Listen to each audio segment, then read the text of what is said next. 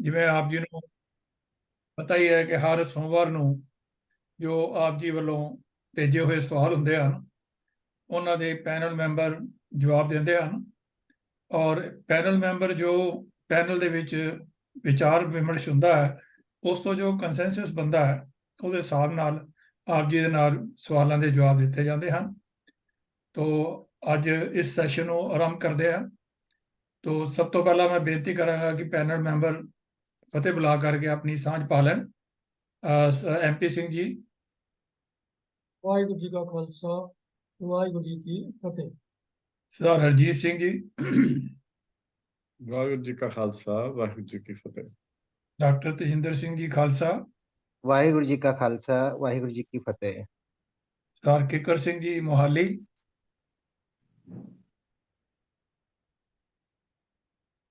ਸਰਦਾਰ Kikkar Singh ji Mohali, unmute ਕਰ ਲਓ। ਸ਼ਾਇਦ ਉਹ ਟਰੈਵਲ ਕਰ ਰਹੇ ਨਾ, ਮੈਂ ਚਲ ਬਾਅਦ ਕਰਨਗੇ ਗੱਲ। ਅੱਛਾ ਜੀ। ਤੋ ਸਰ ਅੱਜ ਦੇ ਜਗੀਰ ਸਿੰਘ ਜੀ। ਹਾਂ, ਸਰਦਾਰ ਜਗੀਰ ਸਿੰਘ ਜੀ। ਵਾਹਿਗੁਰੂ ਜੀ ਕਾ ਖਾਲਸਾ, ਵਾਹਿਗੁਰੂ ਜੀ ਕੀ ਫਤਿਹ। ਤੇ ਜਿਵੇਂ ਵੀਰ ਜੀ ਨੇ ਬੇਨਤੀ ਕੀਤੀ ਹੈ, ਹੁਣੇ ਦੱਸਿਆ ਹੈ, ਇੱਕ ਸਰਦਾਰ ਕਿੱਕਰ ਸਿੰਘ ਜੀ ਔਰ ਸਰਦਾਰ ਰਾਜਾ ਸਿੰਘ ਜੀ ਆ ਕਰਕੇ ਛੇਤੀ ਹੀ ਸਾਨੂੰ ਜੁਆਇਨ ਕਰਨਗੇ। ਤੋ ਸਮੇਂ ਦੀ ਕਦਰ ਕਰਦੇ ਹੋਇਆ ਆਓ ਅਸੀਂ ਅੱਜ ਦਾ ਸੈਸ਼ਨ ਸਵਾਲ ਜਵਾਬ ਦਾ ਆਰੰਭ ਕਰਦੇ ਹਾਂ। ਸਵਾਲ ਜਿਹੜੇ ਅੱਜ ਦੇ ਹਨ, ਉਹਨਾਂ ਦੇ ਵਿੱਚੋਂ ਕੁਝ ਕੁ ਸਿਧਾਂਤਕ ਸਵਾਲ ਹਨ ਔਰ ਕੁਝ ਜਿਹੜੇ ਹਨ ਗੁਰਬਾਣੀ ਦੀਆਂ ਜੋ ਪੰਕਤੀਆਂ ਹਨ ਉਹਨਾਂ ਦੇ ਕਲੈਰੀਫਿਕੇਸ਼ਨ ਦੇ ਰੂਪ ਵਿੱਚ ਹਨ, ਔਰ ਕੁਝ ਐਸੇ ਹਨ ਕਿ ਜਿਹੜੇ ਰਹਿਤ ਮਰਿਆਦਾ ਦੇ ਨਾਲ ਸੰਬੰਧਿਤ ਹਨ। ਔਰ ਫਿਰ ਰਹਿਤ ਮਰਿਆਦਾ ਦੇ ਨਾਲ ਹੀ ਹੋਰ ਵੀ ਇੱਕ ਸਵਾਲ ਜਿਹੜਾ ਹੈ ਉਹ ਇਹਦੇ ਨਾਲ ਸ਼ਾਮਲ ਹੈ। ਔਰ ਇੱਕ ਮਹਾਰਾਜ ਦੀ ਪੰਕਤੀ ਹੈ ਗੁਰਬਾਣੀ ਦੀ, ਉਹਦੇ ਬਾਰੇ ਵੀ ਕੁਝ ਕਨਫਿਊਜ਼ਨ ਹੈ, ਤੇ ਉਹ ਵੀ ਅੱਜ ਦੇ ਦਿਨ ਹੀ ਇਸ ਨੂੰ ਲਿਆ ਜਾਏਗਾ ਔਰ ਕਲੀਅਰ ਕੀਤਾ ਜਾਏਗਾ। ਤੋ ਮੈਂ ਸਭ ਤੋਂ ਪਹਿਲਾਂ ਬੇਨਤੀ ਕਰਾਂਗਾ ਸਰਦਾਰ ਜਗੀਰ ਸਿੰਘ ਜੀ ਨੂੰ ਕਿ ਉਹ ਅੱਜ ਦੇ ਇਸ ਸਵਾਲ ਜਵਾਬ ਨੂੰ ਆਪਣਾ ਆਰੰਭ ਕਰਨ। ਔਰ ਉਹਨਾਂ ਦਾ ਸਵਾਲ ਹੈ, ਸਿੱਖ ਮਤ ਸਭ ਬੁੱਧ ਤੁਮਾਰੀ, ਮੰਦਰ ਛਾਵਾਂ ਤੇਰੇ। ਇਸ ਦੇ ਵਿੱਚ ਛਾਵਾਂ ਦਾ ਕੀ ਭਾਵ ਹੈ ਔਰ ਇਸ ਸਾਰੇ ਪੰਕਤੀ ਦੇ ਅੰਦਰ ਕੀ ਭਾਵ ਬਣਦਾ ਹੈ, ਉਹ ਦੱਸਣ ਦੀ ਕਿਰਪਾਲਤਾ ਕਰਨ ਸਰਦਾਰ ਜਗੀਰ ਸਿੰਘ ਜੀ। ਵਾਹਿਗੁਰੂ ਜੀ ਕਾ ਖਾਲਸਾ, ਵਾਹਿਗੁਰੂ ਜੀ ਕੀ ਫਤਿਹ। ਇਹ ਸ਼ਬਦ ਗੁਰੂ ਨਾਨਕ ਦੇਵ ਜੀ ਨੇ ਬਿਲਾਵਲ ਰਾਗ ਵਿੱਚ 795 ਅੰਕ ਉੱਤੇ ਉਚਾਰਨ ਕੀਤਾ ਹੈ। ਸ਼ਬਦ ਹੈ, ਮਨ ਮੰਦਰ ਤਨ ਵੇਸ ਕਲੰਦਰ, ਘਟ ਹੀ ਤੀਰਥ ਨਾਵਾਂ।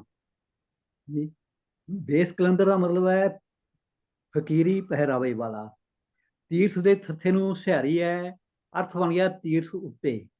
ਨਹਾਵਾਂ ਦਾ ਮਤਲਬ ਹੈ ਮੈਂ ਨਹਾਉਂਦਾ ਹਾਂ।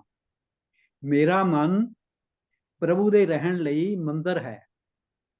ਮੇਰਾ ਸਰੀਰ ਭਾਵ ਹਰੇਕ ਗਿਆਨ ਇੰਦਰਾ ਮੰਦਰ ਦੀ ਯਾਤਰਾ ਕਰਨ ਵਾਲਾ ਰਮਤਾ ਸਾਧੂ ਬਣ ਗਿਆ ਹੈ। ਭਾਵ ਮੇਰੇ ਗਿਆਨ ਇੰਦਰੇ ਬਾਹਰ ਭਟਕਣ ਦੀ ਥਾਂ ਅੰਦਰ ਵਸਦੇ ਪਰਮਾਤਮਾ ਵੱਲ ਪਰਤ ਪਏ ਹਨ। ਹੁਣ ਮੈਂ ਹਿਰਦੇ ਤੀਰਥ ਉੱਤੇ ਇਸ਼ਨਾਨ ਕਰਦਾ ਹਾਂ। ਅਗਲੀ ਪੰਕਤੀ ਹੈ, ਏਕ ਸ਼ਬਦ ਮੇਰਾ ਪ੍ਰਾਣ ਵਸਤ ਹੈ, ਬਹੁਤ ਜਨਮ ਨਾ ਆਵਾਂ। ਏਕ ਸ਼ਬਦ ਦਾ ਮਤਲਬ ਹੈ ਪ੍ਰਭੂ ਦੀ ਸਿਫਤ ਸਲਾਹ ਦਾ ਸ਼ਬਦ। ਜਨਮ ਦੇ ਮੰਮੇ ਨੂੰ ਸਿਹਾਰੀ ਹੈ, ਅਰਥ ਬਣ ਗਿਆ ਜਨਮ ਵਿੱਚ। ਬਹੁਤ ਮੈਨੇ ਮੁੜ ਫਿਰ। ਪਰਮਾਤਮਾ ਦੀ ਸਿਫਤ ਸਲਾਹ ਦਾ ਸ਼ਬਦ ਮੇਰੀ ਜਿੰਦ ਵਿੱਚ ਟਿਕ ਗਿਆ ਹੈ, ਭਾਵ ਮੇਰੀ ਜਿੰਦ ਦਾ ਆਸਰਾ ਬਣ ਗਿਆ ਹੈ। ਇਸ ਵਾਸਤੇ ਮੈਨੂੰ ਯਕੀਨ ਹੋ ਗਿਆ ਹੈ ਕਿ ਮੈਂ ਮੁੜ ਜਨਮ ਵਿੱਚ ਨਹੀਂ ਆਵਾਂਗਾ। ਇਸ ਸ਼ਬਦ ਦੀ ਰਹਾਉ ਦੀ ਪੰਕਤੀ ਹੈ ਅਗਲੀ, ਮਨ ਵੇਦਿਆ ਦਿਆਲ ਸੇਤੀ ਮੇਰੀ ਮਾਈ, ਕੌਣ ਜਾਣੈ ਪੀਰ ਪਰਾਈ। ਵੇਦਿਆ ਦਾ ਮਤਲਬ ਵਿਝ ਗਿਆ। ਮੇਰੀ ਮਾਈ ਮੈਨੇ ਹੇ ਮੇਰੀ ਮਾਂ। ਹੇ ਮੇਰੀ ਮਾਂ, ਮੇਰਾ ਮਨ ਦਿਆਲ ਪ੍ਰਭੂ ਦੇ ਚਰਨਾਂ ਵਿੱਚ ਵਿਝ ਗਿਆ ਹੈ, ਭਾਵ ਜੁੜ ਗਿਆ ਹੈ। ਕੌਣ ਜਾਣੈ ਪੀਰ ਪਰਾਈ। ਕੌਣ ਜਾਣੇ ਮੈਨੇ ਹੋਰ ਕੋਈ ਨਹੀਂ ਜਾਣਦਾ। ਪੀਰ ਮੈਨੇ ਦੁੱਖ ਤਕਲੀਫ ਜੀ। ਪ੍ਰਭੂ ਤੋਂ ਬਿਨਾ ਕੋਈ ਹੋਰ ਕਿਸੇ ਦੂਜੇ ਦਾ ਦੁੱਖ ਸਮਝ ਨਹੀਂ ਸਕਦਾ ਜੀ। ਹਮ ਨਹੀਂ ਚਿੰਤ ਪਰਾਈ। ਚਿੰਤ ਪਰਾਈ ਦਾ ਮਤਲਬ ਹੈ ਕਿਸੇ ਹੋਰ ਦੀ ਆਸ ਜੀ। ਹੁਣ ਮੈਂ ਪ੍ਰਭੂ ਤੋਂ ਬਿਨਾ ਕਿਸੇ ਹੋਰ ਦੀ ਆਸ ਨਹੀਂ ਰੱਖਦਾ। ਇਸੇ ਸ਼ਬਦ ਦਾ ਤੀਜਾ ਬੰਦ ਹੈ ਜੀ, ਸਿੱਖ ਮਤ ਸਭ ਬੁੱਧ ਤੁਮਾਰੀ, ਮੰਦਰ ਸਾਵਾ ਤੇਰੇ। ਸਿੱਖ ਦਾ ਮਤਲਬ ਹੈ ਸਿੱਖਿਆ, ਮਤ ਦਾ ਮਤਲਬ ਹੈ ਅਕਲ, ਮੰਦਰ ਦਾ ਮਤਲਬ ਹੈ ਜੀਵਾਂ ਦੇ ਮਨ ਰੂਪ ਮੰਦਰ, ਸਾਵਾ ਦਾ ਮਤਲਬ ਹੈ ਸਰੀਰ। ਹੇ ਮੇਰੇ ਮਾਲਕ ਪ੍ਰਭੂ, ਸਭ ਜੀਵਾਂ ਦੇ ਮਨ ਅਤੇ ਸਰੀਰ ਤੇਰੇ ਹੀ ਰਚੇ ਹੋਏ ਹਨ। ਸਿੱਖਿਆ, ਅਕਲ, ਸਮਝ ਸਭ ਜੀਵਾਂ ਨੂੰ ਇੱਥੋਂ ਹੀ ਮਿਲਦੀ ਹੈ। ਤੁਧ ਬਿਨ ਅਵਰ ਨਾ ਜਾਣਾ ਮੇਰੇ ਸਾਹਿਬਾ, ਗੁਣ ਗਾਵਾਂ ਨਿਤ ਤੇਰੇ। ਜਾਣਾ ਮੈਨੇ ਮੈਂ ਜਾਣਦਾ ਹਾਂ, ਗਾਵਾਂ ਮੈਨੇ ਮੈਂ ਗਾਉਂਦਾ ਹਾਂ। ਤੇਰੇ ਬਰਾਬਰ ਦਾ ਮੈਂ ਕਿਸੇ ਹੋਰ ਨੂੰ ਨਹੀਂ ਜਾਣਦਾ। ਮੈਂ ਨਿਤ ਤੇਰੇ ਹੀ ਗੁਣ ਗਾਉਂਦਾ ਹਾਂ। ਇੱਥੇ ਮੰਦਰ ਦਾ ਅੰਤਲਾ ਰਾਰਾ ਮੁਕਤਾ ਹੈ, ਇਸ ਲਈ ਇਹ ਬਹੁਵਚਨ ਹੈ। ਸਾਵਾ ਵੀ ਬਹੁਵਚਨ ਹੈ। ਇਸ ਦਾ ਅਰਥ ਹੈ ਸਰੀਰ। ਸਰੀਰ ਇੱਕ ਵਚਨ ਵਾਸਤੇ ਵੀ ਆਉਂਦਾ, ਬਹੁਵਚਨ ਵਾਸਤੇ ਵੀ ਸਰੀਰ ਹੀ ਕਿਹਾ ਜਾਂਦਾ ਹੈ। ਇਸ ਦਾ ਉਚਾਰਨ ਸਾਵਾ ਬਿਨਾਂ ਬਿੰਦੀ ਤੋਂ ਕਰਨਾ ਹੈ, ਕਿਉਂਕਿ ਇਸ ਦੇ ਕਾਰਕੀ ਅਰਥ ਨਹੀਂ ਨਿਕਲਦੇ ਜੀ। ਇਹ ਸਧਾਰਨ ਵਾਕ ਹੈ, ਜਿਵੇਂ ਆਨੰਦ ਕਰੇ ਤੇਰੇ ਦਾਸਾ। ਕਰੇ ਕਿਰਿਆ ਹੈਗੀ ਹੈ, ਹਾਹੇ ਨੂੰ ਅਖੀਰ ਦੇ ਵਿੱਚ ਸਿਹਾਰੀ ਹੈਗੀ ਹੈ, ਇਹ ਬਹੁਵਚਨ ਵਾਸਤੇ ਹੁੰਦੀ ਹੈ। ਤੇਰੇ ਬਹੁਵਚਨ ਹੈ, ਦਾਸਾ ਦਾਸ ਤੋਂ ਦਾਸਾ। ਵਹਿ ਦਾਸ ਦਾ ਜੇ ਦਾਸਾਂ ਨੇ ਹੋਵੇ ਫਿਰ ਪਾਠ ਪਾਪ ਕਰਾਂਗੇ ਦਾਸਾਂ। ਜੇ ਕਾਰਕੀ ਅਰਥ ਨਿਕਲਦੇ ਹੁਣ ਫਿਰ ਦਾਸਾਂ ਪਾਠ ਕਰਾਂਗੇ। ਜੇ ਸਿੰਪਲ ਫਿਰ ਵਾਕ ਹੋਵੇ ਤਾਂ ਅਸੀਂ ਦਾਸਾ ਪਾਠ ਕਰਾਂਗੇ ਹਾਂਜੀ। ਇਸ ਲਈ ਇੱਥੇ ਜਿਹੜੇ ਇੱਕ ਮਿੰਟ ਜੀ,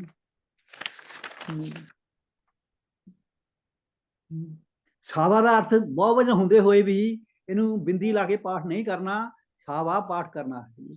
ਵਾਹਿਗੁਰੂ ਜੀ ਕਾ ਖਾਲਸਾ, ਵਾਹਿਗੁਰੂ ਜੀ ਕੀ ਫਤਿਹ। ਵਾਹਿਗੁਰੂ ਜੀ ਕੀ ਫਤਿਹ। ਸਰਦਾਰ ਜਗੀਰ ਸਿੰਘ ਜੀ ਨੇ ਸਾਰੇ ਹੀ ਜਿਹੜੇ ਉੱਪਰਲੇ ਬੰਦ ਹਨ ਉਹਨਾਂ ਦੀ ਵੀ ਆਪ ਜੀ ਨੂੰ ਵਿਆਖਿਆ ਜਿਹੜੀ ਹੈ ਉਹ ਦੱਸ ਦਿੱਤੀ ਹੈ, ਔਰ ਇਹ ਵੀ ਦੱਸ ਦਿੱਤਾ ਹੈ ਕਿ ਮਨ ਵੀ ਔਰ ਛਾਵਾ ਜਿਹੜੇ ਹਨ ਇਹ ਦੋਨੋਂ ਹੀ ਜਿਹੜੇ ਹਨ ਉਹ ਬਹੁਵਚਨ ਦੇ ਹਿਸਾਬ ਨਾਲ ਛਾਵਾ ਵੀ, ਲੇਕਿਨ ਉਹਦੇ ਨਾਲ ਬਿੰਦੀ ਨਹੀਂ ਲੱਗੇਗੀ ਕਿਉਂਕਿ ਉਹ ਫਿਰ ਸੰਬੰਧਕੀ ਬਣ ਜਾਂਦਾ ਹੈ, ਇਹ ਛਾਵਾਂ ਬਣ ਜਾਂਦਾ ਹੈ। ਤੋ ਐਸੇ ਅਰਥ ਜਿਹੜੇ ਛਾਵਾ ਹੈ, ਤੋ ਛਾਵਾ ਦਾ ਮਤਲਬ ਵੀ ਸਰੀਰ ਹਨ, ਔਰ ਮੰਦਰ ਦੇ ਮਤਲਬ ਵੀ ਸਰੀਰ ਜਿਹੜੀ ਆਤਮਾ ਜਾਂ ਮਨ ਕਰਕੇ ਕੀਤੇ ਹਨ, ਮਨ ਦੇ ਅੰਦਰ। ਤੋ ਬਹੁਤ ਚੰਗੇ ਤਰੀਕੇ ਨਾਲ ਆਪ ਜੀ ਨੇ ਇਸ ਗੱਲ ਨੂੰ ਜਿਹੜੀ ਸਾਨੂੰ ਸਮਝਾਇਆ ਹੈ, ਤੋ ਸਰਦਾਰ ਜਗੀਰ ਸਿੰਘ ਜੀ ਦਾ ਬਹੁਤ ਬਹੁਤ ਧੰਨਵਾਦ ਹੈ। ਔਰ ਮੈਂ ਹੁਣ ਬੇਨਤੀ ਕਰਾਂਗਾ ਡਾਕਟਰ ਤੇਜਿੰਦਰ ਸਿੰਘ ਹੋਰਾਂ ਨੂੰ ਕਿ ਇਹ ਸਵਾਲ ਅੱਗੇ ਵੀ ਇਸ ਸਾਡੇ ਕੋਲ ਆ ਚੁੱਕਾ ਹੈ, ਲੇਕਿਨ ਜਿੰਨੀ ਵਾਰੀ ਵੀ ਸਾਨੂੰ ਕੋਈ ਸਵਾਲ ਪੁੱਛਦਾ ਹੈ ਅਸੀਂ ਠੀਕ ਸਮਝਦੇ ਹਾਂ ਕਿ ਉਹਨੂੰ ਦੁਬਾਰਾ ਦੁਹਰਾਇਆ ਵੀ ਜਾਏ ਤੇ ਉਸ ਦਾ ਜਵਾਬ ਵੀ ਸੰਗਤਾਂ ਨੂੰ ਦੁਬਾਰਾ ਦੱਸਿਆ ਜਾਏ। ਤੋ ਸਵਾਲ ਹੈ ਕਿ ਗੁਰਮਤਾ ਕੀ ਹੈ ਤੇ ਕਿਹਨਾਂ ਸਵਾਲਾਂ ਦੇ ਉੱਪਰ ਇਹ ਹੋ ਸਕਦਾ ਹੈ। ਗੁਰਮਤਾ ਕੀ ਹੈ ਤੇ ਕਿਹਨਾਂ ਸਵਾਲਾਂ ਤੇ ਹੋ ਸਕਦਾ ਹੈ। ਇਹ ਡਾਕਟਰ ਤੇਜਿੰਦਰ ਸਿੰਘ ਜੀ ਖਾਲਸਾ ਜੀ, ਉਹਨਾਂ ਨੂੰ ਬੇਨਤੀ ਹੈ ਕਿ ਉਹ ਸੰਗਤਾਂ ਨਾਲ ਇਸ ਦਾ ਜਵਾਬ ਜਿਹੜਾ ਹੈ ਸਹੀ ਕੀ ਹੈ ਉਹ ਗੁਰਮਤਿ ਮਰਿਆਦਾ ਅਨੁਸਾਰ ਸਾਨੂੰ ਸਮਝਾਉਣ ਦੀ ਕਿਰਪਾਲਤਾ ਕਰਨ। ਡਾਕਟਰ ਤੇਜਿੰਦਰ ਸਿੰਘ ਜੀ ਖਾਲਸਾ। ਵਾਹਿਗੁਰੂ ਜੀ ਕਾ ਖਾਲਸਾ, ਵਾਹਿਗੁਰੂ ਜੀ ਕੀ ਫਤਿਹ। ਜੀ ਕੀ ਫਤਿਹ ਜੀ। ਗੁਰਮਤਾ ਕੀ ਹੈ, ਇਹਨੂੰ ਸਮਝਣ ਲਈ ਅਸੀਂ ਇਤਿਹਾਸ ਤੇ ਸੰਕਲਪ ਨੂੰ ਜਾਣਨ ਦੀ ਕੋਸ਼ਿਸ਼ ਕਰਦੇ ਹਾਂ। ਸਿੱਖ ਧਰਮ ਵਿਸ਼ਵਕੋਸ਼ publication bureau, Punjabi university Patiala, ਇਹਨਾਂ ਵੱਲੋਂ ਦਿੱਤੀਆਂ ਲਿਖਤਾਂ ਅਨੁਸਾਰ ਗੁਰਮਤੇ ਦੇ ਸੰਕਲਪ ਦਾ ਮੁੱਢ ਪ੍ਰਮਾਣ ਸਹਿਤ ਸ੍ਰੀ ਗੁਰੂ ਗੋਬਿੰਦ ਸਿੰਘ ਜੀ ਦੇ 1699 ਵਿੱਚ ਖਾਲਸੇ ਦੀ ਸਿਰਜਣਾ ਲਈ ਕੀਤੇ ਗਏ ਇਕੱਠ ਅਤੇ ਸਿੱਖ ਸੰਗਤਾਂ ਦੀ ਹਜ਼ੂਰੀ ਵਿੱਚ ਐਲਾਨੇ ਗਏ ਖਾਲਸਾ ਪੰਥ ਦੀ ਰਚਨਾ ਦੇ ਨਿਰਣੇ ਨਾਲ ਅਤੇ ਉਸ ਤੋਂ ਬਾਅਦ 1708 ਵਿੱਚ ਸ੍ਰੀ ਗੁਰੂ ਗੋਬਿੰਦ ਸਿੰਘ ਜੀ ਦੇ ਜੋਤੀ ਜੋਤ ਸਮਾਉਣ ਤੋਂ ਪਹਿਲਾਂ ਹਾਜ਼ਰ ਸਿੱਖ ਸੰਗਤਾਂ ਨੂੰ ਸੰਬੋਧਨ ਦੌਰਾਨ ਸ੍ਰੀ ਗੁਰੂ ਗ੍ਰੰਥ ਸਾਹਿਬ ਨੂੰ ਗੁਰਗੱਦੀ ਸੌਂਪੇ ਜਾਣ ਦਾ ਨਿਰਣਾ ਨਾਲ ਪ੍ਰਚਲਿਤ ਹੋਇਆ। ਪਰ ਮਰਿਆਦਾ ਅਨੁਸਾਰ ਇਹ ਗੁਰਮਤਾ ਪੰਜਾਬੀ ਯੂਨੀਵਰਸਿਟੀ ਦੇ ਲੇਖ ਵਿੱਚ ਲਿਖਿਆ ਗਿਆ, ਪਰ ਅਸੀਂ ਰਹਿਤ ਮਰਿਆਦਾ ਨਾਲ ਕ੍ਰਾਸ ਚੈੱਕ ਕਰੀਏ, ਪਰ ਮਰਿਆਦਾ ਅਨੁਸਾਰ ਇਹ ਤਕਨੀਕੀ ਤੌਰ ਤੇ ਗੁਰੂ ਸਾਹਿਬ ਦੇ ਆਦੇਸ਼ ਸਨ, ਜਦਕਿ ਗੁਰਮਤੇ ਦਾ ਵਿਧਾਨ ਇਸ ਵਿੱਚ ਲਾਗੂ ਨਹੀਂ ਕਿਹਾ ਜਾ ਸਕਦਾ। ਜਦੋਂ ਗੁਰਮਤੇ ਦੀ ਰਹਿਤ ਮਰਿਆਦਾ ਦੇ ਵਿੱਚ ਅਸੀਂ ਪਰਿਭਾਸ਼ਾ ਪੜਾਂਗੇ ਤੇ ਫਿਰ ਇਹ ਕਨਸੈਪਟ ਕਲੀਅਰ ਹੋ ਜਾਏਗਾ। ਇਸੇ ਲਿਖਤ ਅਨੁਸਾਰ ਇਹ ਵੀ ਕਿਹਾ ਗਿਆ ਹੈ ਕਿ ਖਾਲਸੇ ਵੱਲੋਂ 1705 ਵਿੱਚ ਤਟਫਟ ਵਿੱਚ ਕੀਤੇ ਗੁਰਮਤੇ ਰਾਹੀਂ ਸ੍ਰੀ ਗੁਰੂ ਗੋਬਿੰਦ ਸਿੰਘ ਜੀ ਨੂੰ ਚਮਕੌਰ ਦੀ ਗੜੀ ਛੱਡਣ ਦਾ ਆਦੇਸ਼ ਗੁਰਮਤੇ ਦੀ ਕਿਸਮ ਹੈ, ਪਰ ਇਹ ਵੀ ਮਰਿਆਦਾ ਦੇ ਅਨੁਸਾਰ ਤਕਨੀਕੀ ਤੌਰ ਤੇ ਗੁਰੂ ਸਾਹਿਬ ਨੂੰ ਖਾਲਸੇ ਦਾ ਹੁਕਮ ਦੀ ਤਰ੍ਹਾਂ ਸੀ। ਇਸ ਵਿੱਚ ਵੀ ਗੁਰਮਤੇ ਦਾ ਵਿਧਾਨ ਲਾਗੂ ਨਹੀਂ ਕਿਹਾ ਜਾ ਸਕਦਾ। ਇਤਿਹਾਸਕਾਰ ਜਾਂ ਖੋਜੀ ਸੱਜਣਾ ਨੇ ਜ਼ਿਕਰ ਕੀਤਾ ਹੈ ਕਿ ਸਿੱਖ ਪੰਥ ਵਿੱਚ ਗੁਰਮਤੇ ਦਾ ਸੰਕਲਪ 18ਵੀਂ ਸਦੀ ਵਿੱਚ ਉਭਰਿਆ। ਯੂਰਪੀਅਨ ਯਾਤਰੀ ਜਾਰਜ ਫੋਰਸਟਰ ਉਹਦੀ ਇੱਕ ਲੇਖਣੀ ਹੈ a journey from Bengal to England. ਦੂਸਰਾ ਲੇਖਕ ਹੈ ਸਰ ਜੌਨ ਮੈਲਕਮ। ਇਹਨਾਂ ਦੀ ਲੇਖਣੀ ਹੈ ਸਕੈਚ ਆਫ ਦਾ ਸਿੱਖਸ। ਜੋ ਇਹ ਦੋਨੋਂ 1783 ਤੋਂ ਲੈ ਕੇ 1805 ਵਿੱਚ ਪੰਜਾਬ ਆਏ ਸਨ। ਇਹਨਾਂ ਦੇ ਲਿਖੇ ਵੇਰਵਿਆਂ ਮੁਤਾਬਕ ਸਾਲ ਵਿੱਚ 2 ਵਾਰ ਭਾਵ ਦੀਵਾਲੀ ਅਤੇ ਵਿਸਾਖੀ ਮੌਕੇ ਤੇ ਸ੍ਰੀ ਅਕਾਲ ਤਖਤ ਤੇ ਰਾਜਨੀਤਿਕ ਹਾਲਤਾਂ ਦਾ ਜਾਇਜ਼ਾ ਲੈਣ ਲਈ ਪੰਥ ਨੂੰ ਸਾਂਝੇ ਖਤਰਿਆਂ ਦਾ ਟਾਕਰਾ ਕਰਨ ਲਈ ਵਿਉਂਤਾਂ ਬਣਾਈਆਂ ਜਾਂਦੀਆਂ ਸਨ। ਇਹ ਇੱਕ ਲੋਕਤੰਤਰਿਕ ਪ੍ਰਣਾਲੀ ਅਧੀਨ ਹੁੰਦਾ ਕਿ ਸਮੂਹ ਸੰਗਤ ਦੀ ਬੈਠਕ ਨੂੰ ਸਰਬੱਤ ਖਾਲਸਾ ਜਾਣ ਕੇ ਨਿੱਜੀ ਭੇਦਭਾਵ ਤੋਂ ਉੱਪਰ ਉੱਠ ਕੇ ਸਭ ਸਿੱਖਾਂ ਨੂੰ ਰਾਏ ਦੇਣ ਦਾ ਮੌਕਾ ਮਿਲਦਾ। ਐਵੇਂ ਨਿੱਜੀ ਮਤਭੇਦ ਖਤਮ ਹੋ ਜਾਂਦੇ ਅਤੇ ਕੌਮ ਲਈ ਕੁਰਬਾਨੀ ਦਾ ਜਜ਼ਬਾ ਉਤਪੰਨ ਹੁੰਦਾ। ਇਹ ਲਿਖਣੀ ਉਹਨਾਂ ਦੀ ਹੈ ਜੀ, ਜਿਹੜੇ ਲੇਖਕ ਮੈਂ ਨਾਂ ਲਏ ਹੈ। ਕੋਈ ਵੀ ਪੰਥਕ ਹਿੱਤ ਵਿੱਚ ਮਸਲਾ ਵਿਚਾਰਿਆ ਜਾਂਦਾ ਅਤੇ ਸੰਗਤ ਵਿੱਚੋਂ ਕਿਸੇ ਨੂੰ ਵੀ ਆਪਣੀ ਰਾਏ ਦੇਣ ਦੀ ਖੁੱਲ੍ਹ ਹੁੰਦੀ। ਸਰਬ ਸਹਿਮਤੀ ਹੋਣ ਤੇ ਮਤਾ ਹੁੰਦਾ, ਜਿਸ ਨੂੰ ਗੁਰਮਤਾ ਕਿਹਾ ਜਾਂਦਾ। ਕੋਈ ਵੀ ਗੁਰਮਤਾ ਹੋਣ ਉਪਰੰਤ ਸਮੁੱਚਾ ਸਿੱਖ ਜਗਤ ਇਸ ਤੇ ਅਮਲ ਕਰਨ ਲਈ ਵਚਨਬੱਧ ਹੁੰਦਾ ਅਤੇ ਇਸ ਦੀ ਉਲੰਘਣਾ ਕਰਨ ਵਾਲਾ ਪੰਥ ਦਾ ਦੋਸ਼ੀ ਮੰਨਿਆ ਜਾਂਦਾ। ਮੈਲਕਮ ਲਿਖਦਾ ਹੈ ਕਿ ਗੁਰੂ ਗ੍ਰੰਥ ਸਾਹਿਬ ਦੀ ਉਪਸਥਿਤੀ ਵਿੱਚ ਅਰਦਾਸ ਨਾਲ ਵਿਚਾਰਾਂ ਸ਼ੁਰੂ ਹੁੰਦੀਆਂ ਅਤੇ ਸਤਿ ਸ੍ਰੀ ਅਕਾਲ ਦੀ ਗੂੰਜ ਨਾਲ ਸਮਾਗਮ ਦੀ ਸਮਾਪਤੀ ਹੁੰਦੀ ਅਤੇ ਗੁਰਮਤਾ ਲਾਗੂ ਐਲਾਨਿਆ ਜਾਂਦਾ।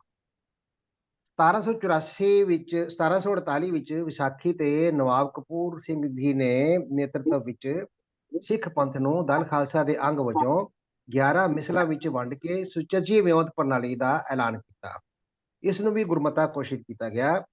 ਹੋਰ ਵੀ ਕਈ ਅਹਿਮ ਪੰਥਕ ਨਿਰਣੇ ਇਸ ਦੌਰ ਵਿੱਚ ਘੋਸ਼ਿਤ ਅਤੇ ਲਾਗੂ ਹੋਏ, ਜਿਨ੍ਹਾਂ ਦੇ ਵੇਰਵੇ ਲਈ ਬਹੁਤ ਜ਼ਿਆਦਾ ਸਮਾਂ ਲੋੜੀਂਦਾ ਹੈ ਜੀ।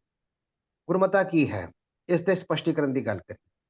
ਭਾਈ ਕਾਹਨ ਸਿੰਘ ਜੀ ਨਾਭਾ ਜੀ ਦੇ ਮਹਾਨ ਕੋਸ਼ ਅਨੁਸਾਰ ਕੀਤਾ ਹੋਇਆ ਮੰਤਰ, ਗੁਰਮਤ ਅਨੁਸਾਰ ਕੀਤਾ ਹੋਇਆ ਮੰਤਰ ਭਾਵ ਨਿਰਣੈ। ਭਾਈ ਸਾਹਿਬ ਅੱਗੇ ਲਿਖਦੇ ਹਨ ਕਿ ਪੁਰਾਣੇ ਸਿੰਘ ਸੰਸਾਰ ਅਤੇ ਧਰਮ ਦੇ ਕੰਮਾਂ ਨੂੰ ਆਰੰਭ ਕਰਨ ਤੋਂ ਪਹਿਲਾਂ ਦੀਵਾਨ ਵਿੱਚ ਸਲਾਹ ਕਰਦੇ ਸਨ, ਜੋ ਗੁਰਮਤ ਅਨੁਸਾਰ ਸਾਰੇ ਦੀਵਾਨ ਦੀ ਸਹਿਮਤੀ ਹੁੰਦੀ ਸੀ। ਉਸ ਦਾ ਨਾਮ ਗੁਰਮਤਾ ਕਿਹਾ ਜਾਂਦਾ। ਜੋ ਗੁਰਮਤੇ ਦੇ ਖਿਲਾਫ ਕੋਈ ਕਰਮ ਕਰੇ ਉਸ ਨੂੰ ਤਨਖਾਹੀਆ ਕਹਿੰਦੇ ਸਨ।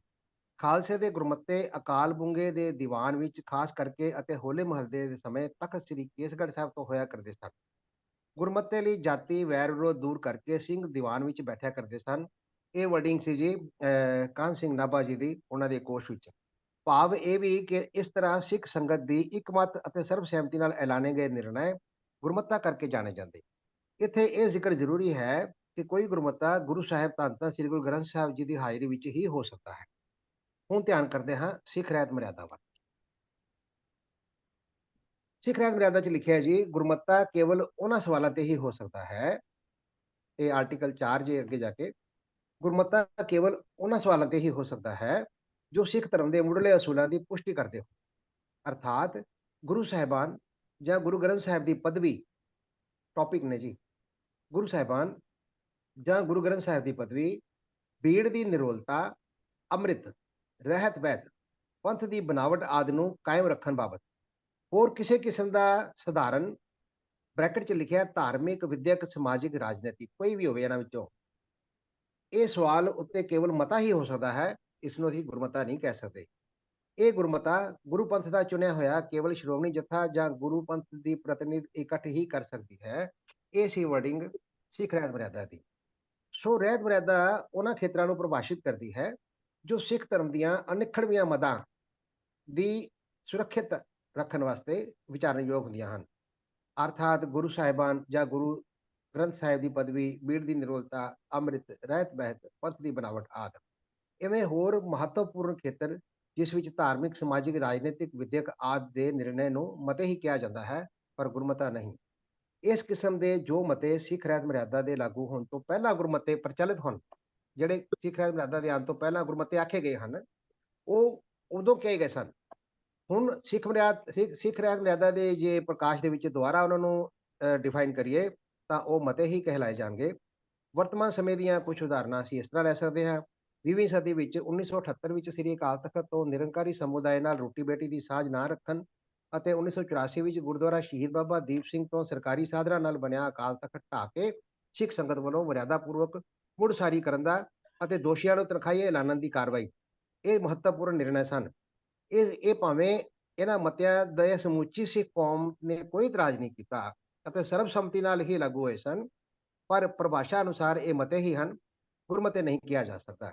ਇਸੇ ਤਰ੍ਹਾਂ ਨਵੰਬਰ 15 ਦੇ ਵਿੱਚ ਸਰਬੱਤ ਖਾਲਸਾ ਚੱਬਾ ਦਾ ਇਕੱਠ 28 ਜੂਨ 2023 ਨੂੰ ਵਿਸ਼ਵ ਸਿੱਖ ਇਕੱਤਰਤਾ ਦੇ ਨਾਮ ਤੇ ਸ੍ਰੀ ਅਨੰਦਪੁਰ ਸਾਹਿਬ ਵਿਖੇ ਕੁਝ ਜਥੇਬੰਦੀਆਂ ਨੇ ਅਕਾਲ ਤਖਤ ਦੀ ਨੁਮਾਇੰਦਗੀ ਅਤੇ ਸੰਚਾਲਨ ਪ੍ਰਤੀ ਕੁਝ ਮਤੇ ਪਾ ਕੇ ਗੁਰਮਤੇ ਦਾ ਨਾਮ ਦਿੱਤਾ ਹੈ, ਜੋ ਕਿ ਇਸ ਪਰਿਭਾਸ਼ਾ ਅਨੁਸਾਰ ਮਤੇ ਹੀ ਕਹੇ ਜਾ ਸਕਦੇ ਹਨ।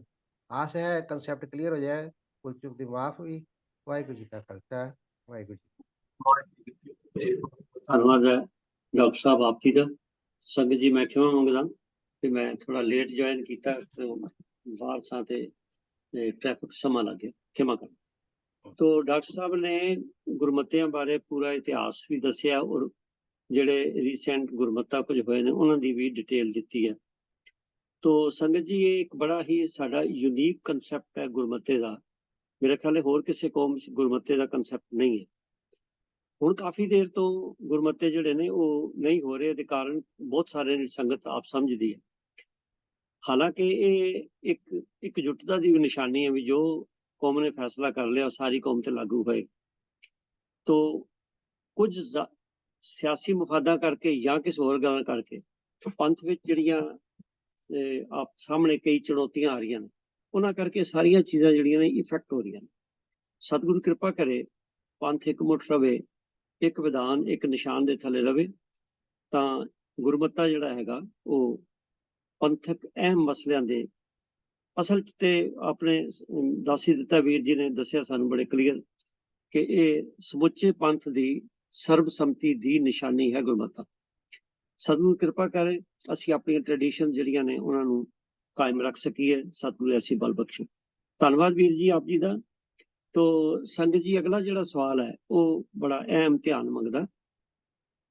ਸ੍ਰੀ ਗੁਰੂ ਗ੍ਰੰਥ ਸਾਹਿਬ ਦੀ ਬਾਣੀ ਵਿੱਚ ਕਿਸੇ ਨੂੰ ਕੋਈ ਵੀ ਇਜਾਜ਼ਤ ਨਹੀਂ ਹੈ ਕਿ ਕੋਈ ਅੱਖਰ ਅੱਗੇ ਪਿੱਛੇ ਕਰ ਸਕੇ, ਔਰ ਇਤਿਹਾਸ ਸਾਡਾ ਇਸ ਗੱਲ ਦਾ ਗਵਾਹ ਹੈ ਕਿ ਜਿਸ ਵੇਲੇ ਇੱਕ ਅੱਖਰ ਕਿਸੇ ਨੇ ਅੱਗੇ ਪਿੱਛੇ ਕੀਤਾ ਤਾਂ ਸਤਿਗੁਰਾਂ ਨੇ ਸਾਰੀ ਉਮਰ ਲਈ ਉਹਨੂੰ ਕਹਿ ਦਿੱਤਾ ਕਿ ਤੂੰ ਖਾਰਜ ਹੈ।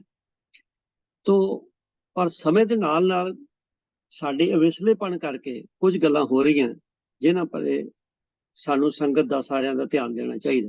ਜਿਹੜਾ ਸਾਡੇ ਕੋਲ ਸਵਾਲ ਆਇਆ ਬੜਾ ਅਹਿਮ ਹੈ। ਸਵਾਲ ਇਹ ਹੈ ਜੀ, ਏਕ ਓਂਕਾਰ ਦਾ ਸਰੂਪ ਕੀ ਹੈ?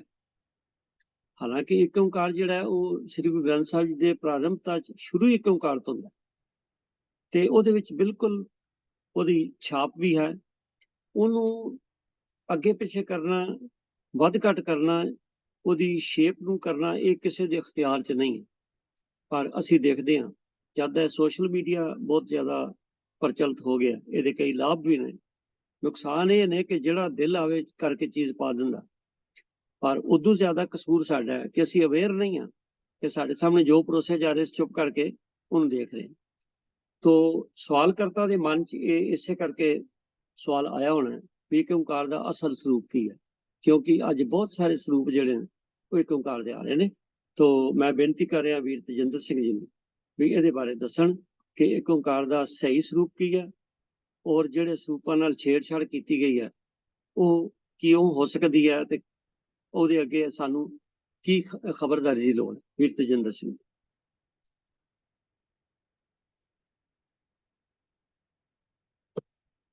ਵਾਹਿਗੁਰੂ ਜੀ ਕਾ ਖਾਲਸਾ, ਵਾਹਿਗੁਰੂ ਜੀ ਕੀ ਫਤਿਹ। ਜੀ। ਜਿਵੇਂ ਵੀ ਰਾਜਾ ਸਿੰਘ ਜੀ ਨੇ ਦੱਸਿਆ ਹੈ ਆਪ ਨੂੰ ਕਿ ਏਕ ਓਂਕਾਰ ਸਾਡਾ ਬੇਸਿਕ ਗੁਰੂ ਗ੍ਰੰਥ ਸਾਹਿਬ ਦਾ ਆਰੰਭਤਾ ਹੈ, ਗੁਰਮਤਿ ਦੀ ਆਰੰਭਤਾ ਹੈ। ਤੋ ਇਹ ਸਾਡੇ ਜਿਹੜਾ ਹੈ ਇਹਦੇ ਅੰਦਰ ਕੋਈ ਵੀ ਕਿਸੇ ਪ੍ਰਕਾਰ ਦੀ ਵੀ ਛੇੜਛਾੜ ਜਿਹੜੀ ਹੈ ਉਹ ਬਰਦਾਸ਼ਤ ਨਹੀਂ ਹੋ ਸਕਦੀ। ਨਾ ਹੀ ਗੁਰੂਆਂ ਨੇ ਆਪਣੇ ਸਮੇਂ ਅੰਦਰ ਇਸ ਨੂੰ ਬਰਦਾਸ਼ਤ ਕੀਤਾ ਹੈ, ਔਰ ਸਿੰਘਾਂ ਨੇ ਵੀ ਸਮੇਂ ਦੇ ਉੱਪਰ ਇਸ ਗੱਲ ਦੇ ਉੱਪਰ ਪਹਿਰਾ ਦਿੱਤਾ ਹੈ। ਇਹ ਅੱਗੇ ਵੀ ਸਵਾਲ ਇੱਕ ਦੋ ਵਾਰੀ ਆ ਚੁੱਕਾ ਹੈ ਤੇ ਇਸ ਨੂੰ ਵੀ ਬਕਾਇਦਾ ਪੂਰੇ ਜਿਹੜੇ ਫੈਕਟਸ ਨਾਲ ਇਹਦਾ ਜਵਾਬ ਦਿੱਤਾ ਗਿਆ ਸੀਗਾ। ਤੋਂ ਮੈਂ ਬੇਨਤੀ ਕਰਾਂਗਾ ਕਿ ਸਰਦਾਰ MP ਸਿੰਘ ਜੀ ਨੂੰ ਜੋ ਮਟੀਰੀਅਲ ਭੇਜਿਆ ਹੈ ਏਕ ਓਂਕਾਰ ਦੇ ਬਾਰੇ, ਜੋ ਅਲੱਗ-ਅਲੱਗ ਤਰੀਕਿਆਂ ਦੇ ਨਾਲ ਅੱਜ ਕੱਲ ਏਕ ਓਂਕਾਰ ਲਿਖਿਆ ਜਾ ਰਿਹਾ ਹੈ, ਉਹ ਆਪ ਜੀ ਦੇ ਸਾਹਮਣੇ ਇਸ ਤਰੀਕੇ ਨਾਲ ਹੈ ਕਿ ਇੱਕ ਜਿਹੜਾ ਏਕ ਓਂਕਾਰ ਦਾ ਇੱਕ ਹੈ, ਜਿਹਨੂੰ ਏਕ ਓਂਕਾਰ ਕਹਿੰਦੇ ਨੇ, ਉਹ ਸਾਹਮਣੇ ਹੈ। ਇਹ ਜਿਹੜਾ ਸਾਹਮਣੇ ਦਿਖਾਇਆ ਜਾ ਰਿਹਾ ਹੈ, ਇਹ ਬਿਲਕੁਲ ਸਹੀ ਸਰੂਪ ਹੈ, ਔਰ ਇਹੀ ਗੁਰੂ ਗ੍ਰੰਥ ਸਾਹਿਬ ਦੇ ਅੰਦਰ ਜਿਹੜਾ ਹੈ ਉਹ ਦਿਖਾਇਆ ਜਾਂਦਾ ਹੈ ਆਮ ਤੌਰ ਦੇ ਉੱਪਰ, ਔਰ ਮੂਲ ਮੰਤਰ ਦੇ ਅੰਦਰ ਵੀ, ਆਰੰਭ ਦੇ ਅੰਦਰ ਹੀ ਇਸ ਤਰੀਕੇ ਨਾਲ ਲਿਖਿਆ ਹੈ। ਤੋ ਇਹਦੇ ਨਾਲ ਜੋ ਪਹਿਲਾ ਵਰਡ ਇੱਕ ਹੈਗਾ, ਉਸ ਇੱਕ ਨੂੰ ਸਮਝਣ ਦੀ ਲੋੜ। ਇਹ ਹੁਣ ਜਿਹੜਾ ਦੁਬਾਰਾ ਦਿਖਾਇਆ ਜਾ ਰਿਹਾ, ਇਹ ਦੇਖੋ ਤੁਸੀਂ, ਇਹ ਗੁਰੂ ਨਾਨਕ ਸਿੱਖ ਮਿਸ਼ਨ ਸਭਾ ਦਾ ਇਹ ਹੈਗਾ, ਗੁਰੂ ਨਾਨਕ ਸਿੱਖ ਸੰਗਤ ਦਾ, ਤੇ ਇਹਨਾਂ ਕਿਸ ਤਰੀਕੇ ਨਾਲ ਏਕ ਓਂਕਾਰ ਦੇ ਨਾਲ ਛੇੜਛਾੜ ਕੀਤੀ ਹੋਈ ਹੈ ਕਿ ਇੱਕ ਨੂੰ ਕਿਸ ਤਰੀਕੇ ਨਾਲ ਪੂਛਲ ਵਾਂਗਣ ਘੁਮਾ ਕੇ, ਫਿਰ ਉਸ ਤੋਂ ਊੜੇ ਨੂੰ ਵੀ ਪੂਛਲ ਵਾਂਗਣ ਘੁਮਾ ਕੇ, ਤੇ ਇਹ ਆਪਣੀ ਕਾਰਸਤਾਨੀ ਕੀਤੀ ਹੈ, ਕੈਲੀਗ੍ਰਾਫੀ ਕੀਤੀ ਹੈ। ਇਹਦੇ ਨਾਲ ਜੋ ਭਾਵਨਾ ਹੈ, ਜੋ ਏਕ ਓਂਕਾਰ ਦੇ ਜੋ ਬੰਤਰ ਗੁਰੂ ਸਾਹਿਬ ਨੇ ਸਾਨੂੰ ਦੱਸੀ ਹੈ, ਉਹਦੇ ਵਿੱਚ ਬਹੁਤ ਵੱਡਾ ਵਿਗਾੜ ਹੈ। ਕਿਉਂਕਿ ਏਕ ਓਂਕਾਰ ਏਕਾ ਹੈ, ਇਸ ਨੂੰ ਕਿਸੇ ਹੋਰ ਤਰੀਕੇ ਦੇ ਨਾਲ ਲਿਖਿਆ ਨਹੀਂ ਜਾ। ਇੱਕ ਨੂੰ ਇੱਕ ਤਰੀਕੇ ਨਾਲ ਲਿਖਿਆ ਜਾ ਸਕਦਾ ਹੈ, ਜਿਵੇਂ ਆਪ ਜੀ ਦੇ ਸਾਹਮਣੇ ਸਕਰੀਨ ਦੇ ਉੱਪਰ ਲਿਖਿਆ ਹੋਇਆ ਹੈ, ਔਰ ਇਹ ਬਿਲਕੁਲ ਊੜੇ ਦੇ ਨਾਲ ਹੀ ਹੁੰਦਾ ਹੈ। ਇਹ ਕੋਈ ਡਿਸਟੈਂਸ ਨਹੀਂ ਹੈਗਾ ਕਿ ਇੱਕ ਕਿਤੇ ਲਿਖ ਦਿਓ ਤੇ ਬਾਕੀ ਊੜਾ ਕਿਤੇ ਲਿਖ ਦਿਓ, ਜਾਂ ਉੱਤੇ ਕਾਰ ਨੂੰ ਕਿਸੇ ਤਰੀਕੇ ਨਾਲ ਅਸੀਂ ਘੁਮਾ ਦਈਏ, ਜਿਵੇਂ ਉੱਤੇ ਜਿਵੇਂ ਦਰਖਤ ਦੀ ਬ੍ਰਾਂਚਿਸ ਹੁੰਦੀਆਂ ਨੇ, ਉਸ ਤਰ੍ਹਾਂ ਜਿਵੇਂ ਪਹਿਲੇ ਆਪ ਜੀ ਨੇ ਵੀਰ MP ਸਿੰਘ ਜੀ ਨੇ ਦਿਖਾਇਆ ਹੈ, ਉਹ ਬਹੁਤ ਹੀ ਡਿਸਟਾਰਟਡ ਵਰਸ਼ਨ ਹੈ। तो आओ ये देखिए भी ये जरूरी क्यों है। तो दर्पण के अंदर जो डॉक्टर साहब सिंह ने सानू समझाया है कि एक ओंकार जो आप देख रहे हो, ये 3 हिस्से हैं। एक तो ਜਿਹੜਾ ਹਰਫ ਹੈਗਾ, ਜਿਹੜਾ ਨੰਬਰ 1 ਹੈ ਗਿਣਤੀ ਦਾ, ਇਹਦੇ ਨਾਲ ਸਾਨੂੰ ਪਤਾ ਲੱਗਦਾ ਹੈ ਕਿ ਪਰਮਾਤਮਾ ਇੱਕ ਹੈ। तो 2 3 4 ਜਾਂ ਜਿਵੇਂ ਬਾਕੀ ਮਤਾਂ ਦੇ ਅੰਦਰ ਕਿਸੇ ਦੇ 33 ਕਰੋੜ ਦੇਵਤੇ ਹਨ, ਕਿਸੇ ਨੇ ਕੁਝ ਕਨਸੈਪਟ ਬਣਾਇਆ ਹੈ, ਕਿਸੇ ਨੇ ਉਸ ਤੋਂ ਬਾਅਦ ਖਲੀਫੇ ਬਣਾਏ ਹਨ, ਕੁਝ ਹੋਰ ਚੀਜ਼ਾਂ ਬਣਾਈਆਂ ਹਨ, ਲੇਕਿਨ ਇੱਥੇ ਸਪਸ਼ਟ ਹੈ ਕਿ ਉਹ ਅਕਾਲ ਪੁਰਖ ਜਿਸ ਦੇ ਅਸੀਂ ਮੰਨਦੇ ਹਾਂ, ਜਿਸ ਨੂੰ ਜਿਹੜਾ ਸਾਡਾ ਇਸ਼ਟ ਹੈ, ਉਹ ਇੱਕ ਹੈ, ਇੱਕ ਤੋਂ ਵੱਧ ਨਹੀਂ ਹੈ। ਤੋ ਓਂਕਾਰ ਦਾ ਜਿਹੜਾ ਦੂਸਰਾ ਹਿੱਸਾ ਹੈਗਾ, ਉਹ ਹੈਗਾ ਊੜੇ ਦਾ। ਤੋ ਊੜੇ ਦੇ ਜਿਹੜਾ ਭਾਵ ਹੋ ਗਿਆ, ਦੂਜਾ ਹਿੱਸਾ ਹੋ ਗਿਆ, ਔਰ ਤੀਜਾ ਹਿੱਸਾ ਜਿਹੜਾ ਉੱਪਰ ਹੈ, ਊੜੇ ਤੋਂ ਬਾਅਦ ਉੱਪਰ ਜਿਹੜੀ ਚੀਜ਼ ਲਿਖੀ ਹੈ, ਉਹ ਹੈ ਕਾਰ। ਤੋ ਇੱਕ ਓੰਕਾਰ, ਤੋ ਇੱਥੇ ਓਮ ਜਿਹੜਾ ਲਫ਼ਜ਼ ਹੈ, ਇਹ ਸੰਸਕ੍ਰਿਤ ਦਾ ਸ਼ਬਦ ਹੈ। ਅਮਰਕੋਸ਼ ਅਨੁਸਾਰ ਇਸ ਦੇ 3 ਅਰਥ ਹਨ। ਵੇਦ ਆਦਿ ਧਰਮ ਪੁਸਤਕਾਂ ਦੇ ਆਰੰਭ ਅਤੇ ਅਖੀਰ ਵਿੱਚ, ਅਰਦਾਸ ਜਾਂ ਕਿਸੇ ਪਵਿੱਤਰ ਧਰਮ ਕਾਰਜ ਦੇ ਆਰੰਭ ਵਿੱਚ ਅੱਖਰ ਉਹ ਪਵਿੱਤਰ ਅੱਖਰ ਜਾਣ ਕੇ ਵਰਤਿਆ ਜਾਂਦਾ ਹੈ। ਕਿਸੇ ਹੁਕਮ ਜਾਂ ਪ੍ਰਸ਼ਨ ਆਦਿਕ ਦੇ ਉੱਤਰ ਵਿੱਚ